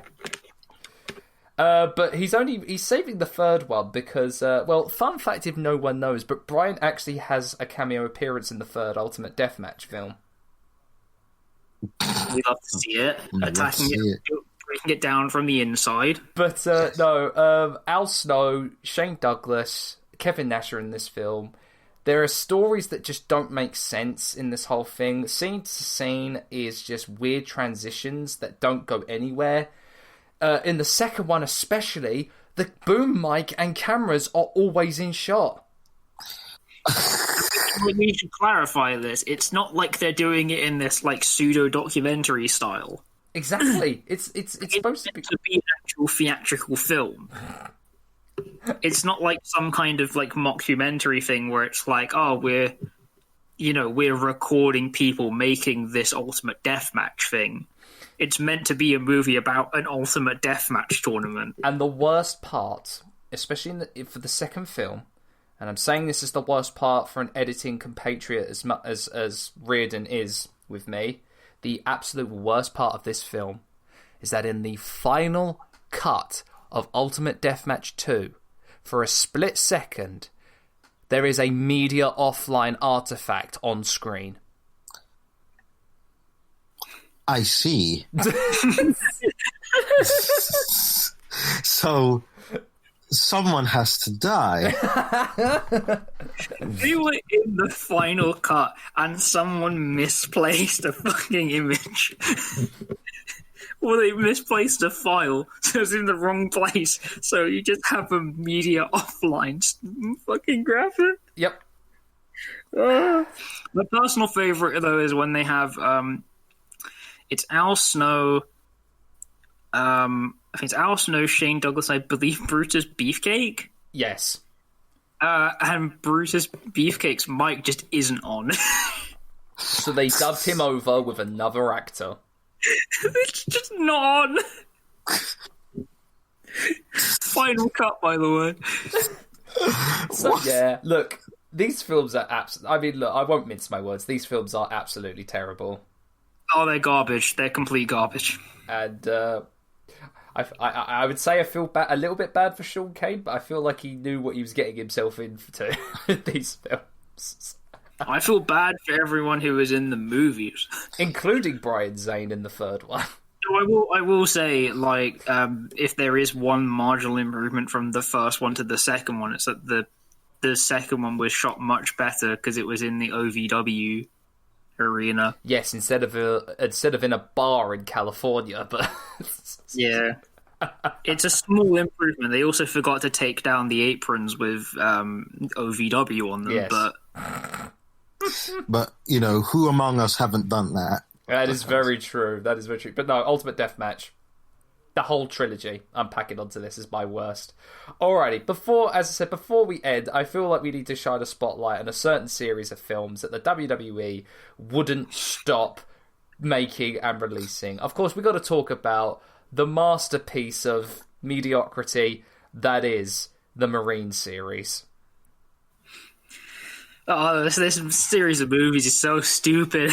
What originally started off as a movie vehicle for Randy Orton to be in until they found out that he was dishonorably discharged from the Marines, and so they recast him very quickly with John Cena.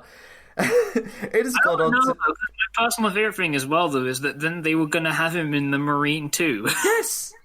Until he broke his collarbone. So it seems weird that they'd make such a specific exception for the first one and be like, all right, but for the second one, we could probably just do it anyway. Yep. Don't know This what to tell you, film, mate. I think it must have a special place in Vince's heart because they're weird. The Marine films are just really weird, man. Because they straddle that place of... The way to describe them is it's like... I mean, because I always describe them as we have Die Hard at home. Yeah. That's fair. But I feel like it's just kind of like generic mid-2000s action film. Yeah. I believe Like- what was the first one? The first Like, one you had... know the kind of thing that you find when you have been like browsing Netflix for too long. Yes. Yes. It's that film right at the bottom of the search barrel of Netflix. Like, again, here's a specific memory for some people that some people might not have. Do you ever go to like a big supermarket with your parents and then everyone be like, hey, should we get a film? And like you'd have all the popular ones, and they would just like as you looked further along the line from the end of the aisle, they just got like worse and worse and more generic. Oh, yeah. Also, like Take Out of the Dead and like Cockneys versus Zombies Yeah, and stuff like that. Oh, my like, God, I haven't thought of Cockneys versus Zombies in so long. You just get to like a certain point. What am I saying? Or like if you used to go to like HMV or whatever.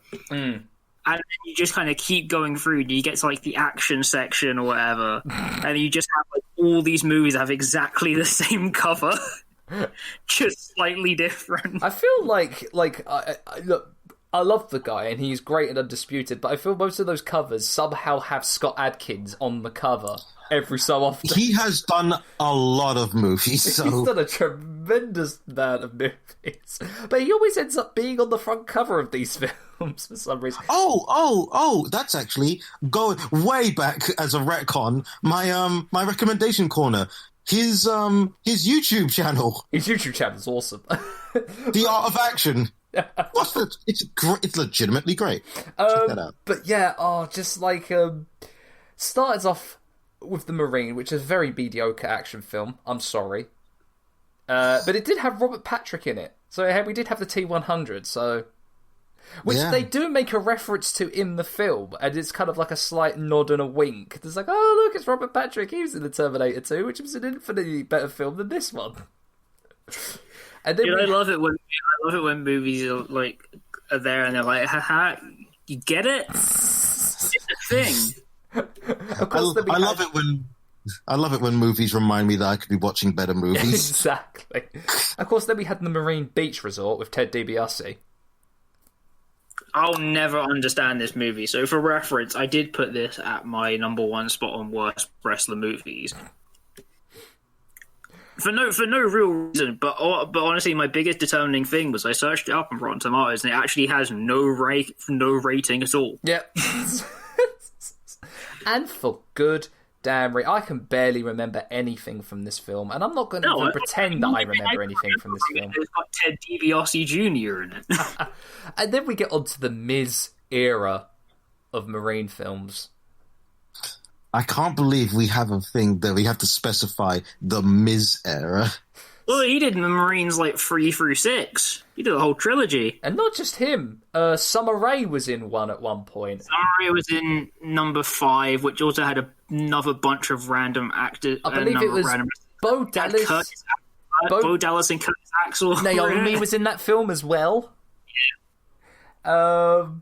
That was a weird ensemble cast of films. I mean, but then we get to the Marine 6, and we have Marine 6, which has Shawn Michaels and Becky Lynch. Which ultimately Becky is overacting. She's really putting too much effort in the Marine 6. Becky Lynch, as always, knows exactly what she's doing.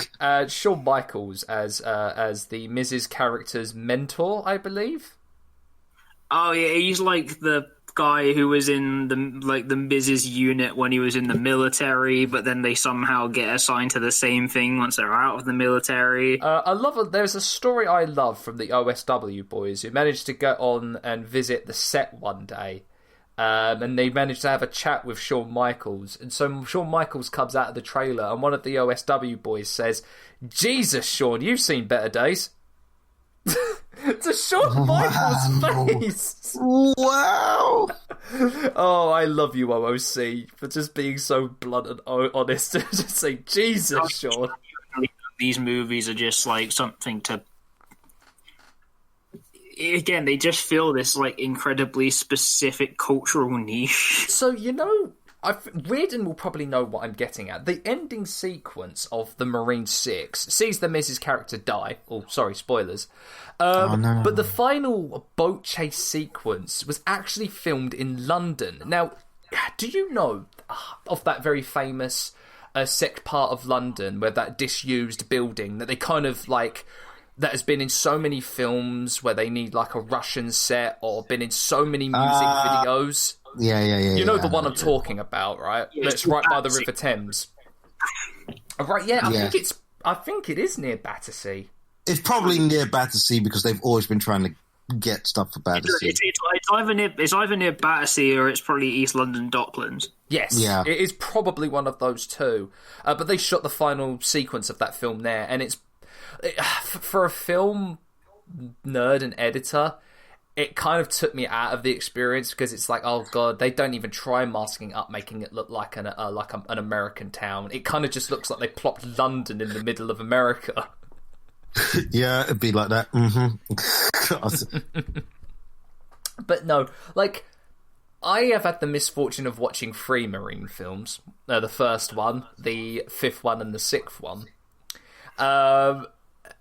They are a special breed of films, and I guess like it's done the Miz wonders because now like his whole Hollywood gimmick was based on these films. Mm.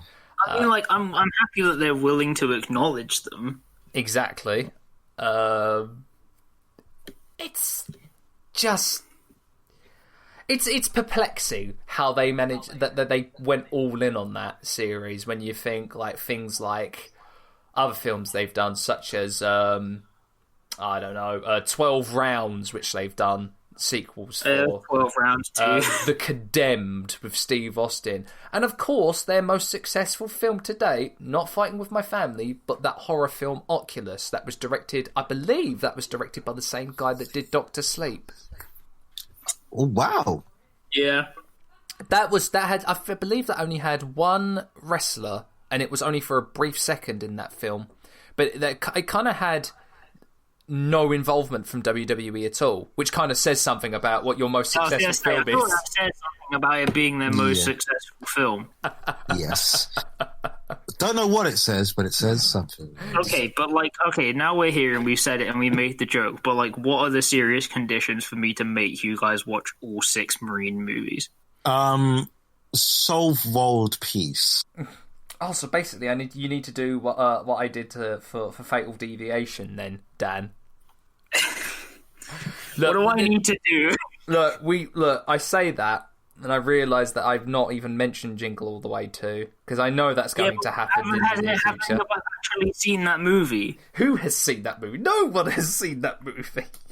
See, that's what I was like. I know it's probably bad, but I feel like I can't justify it because I haven't seen it. At least every other movie I've seen in some capacity. I feel like we're only going to pop for Santino's cameo, and that's it. I feel like the word pop is debatable there. But there you go. That's our Christmas watch-along sorted for this year, isn't it? We'll have to find a legal way of watching it. It's going to be like trying to find gold. Basically, all I'm going to say is I'm going to have to buy or rent it on YouTube, aren't I? I thought that time was about peace on Earth. Not whatever the hell this is. Unfortunately, Santa's coming late this year. You are both monsters. And on that note, I think it's time we better things up. So I feel like we've had our Mystery Science Theatre 3000's worth of terrible films. What are your thoughts and feelings now that we've talked about the good and bad of wrestlers in films? Is it still a long way to go? I guess for myself, being a connoisseur of bad movies, is that just kind of there's no reason why wrestlers can't be good actors. Yeah. I just feel like, wrestling and acting isn't as clean a transition as many people think it is. Yes. And there's obviously lots of wrestlers that have gone on to do good acting work. Mm-hmm. As much as there have been lots that have gone on to do bad acting work. And then there's Hulk Hogan. Yeah, then there's Hogan. But to be fair, the thing I'd probably say is, at least in this modern time of wrestling, I want to say that gap is probably slowly closing a bit. Yeah. Yeah, I'd say that. I mean, we've now got Because a wrestler who's becoming a presenter for the newly revamped G4, so you know. Oh yeah, that's true. Yeah, I feel like that. I feel like the kind of gap is closing down a little bit as time goes on, but I don't think that. Again, the thing is that they're both very much full-time commitments. Yeah. I guess the question is, do you think there will be a wrestler that will hit the success or the heights that Dwayne and Dave have hit? Of all the wrestlers in the world that I thought, yes, this is a man who could win an Oscar one day. I didn't think Dave Bautista would be that guy. So anything is possible. I think in the most respectful way, I don't know that anyone will be allowed to get to the point that The Rock ever did again. And that's more of an indictment on the current state of wrestling and wrestling promotion and WWE. Yeah, I think you're right. I mean, but I don't see any reason why there couldn't be a wrestler that could make that transition in some capacity. True. I mean, thinking about it, genuinely, honestly, right now, I don't know that there is anyone off the top of my head that would be able to do it. Yeah. If I had to say someone in WWE right now that I was like, okay, WWE are gonna go heavy on their movie studio arm, and they want a wrestler to represent it, I would probably say either. Again, The Miz isn't really that bad a shout. True.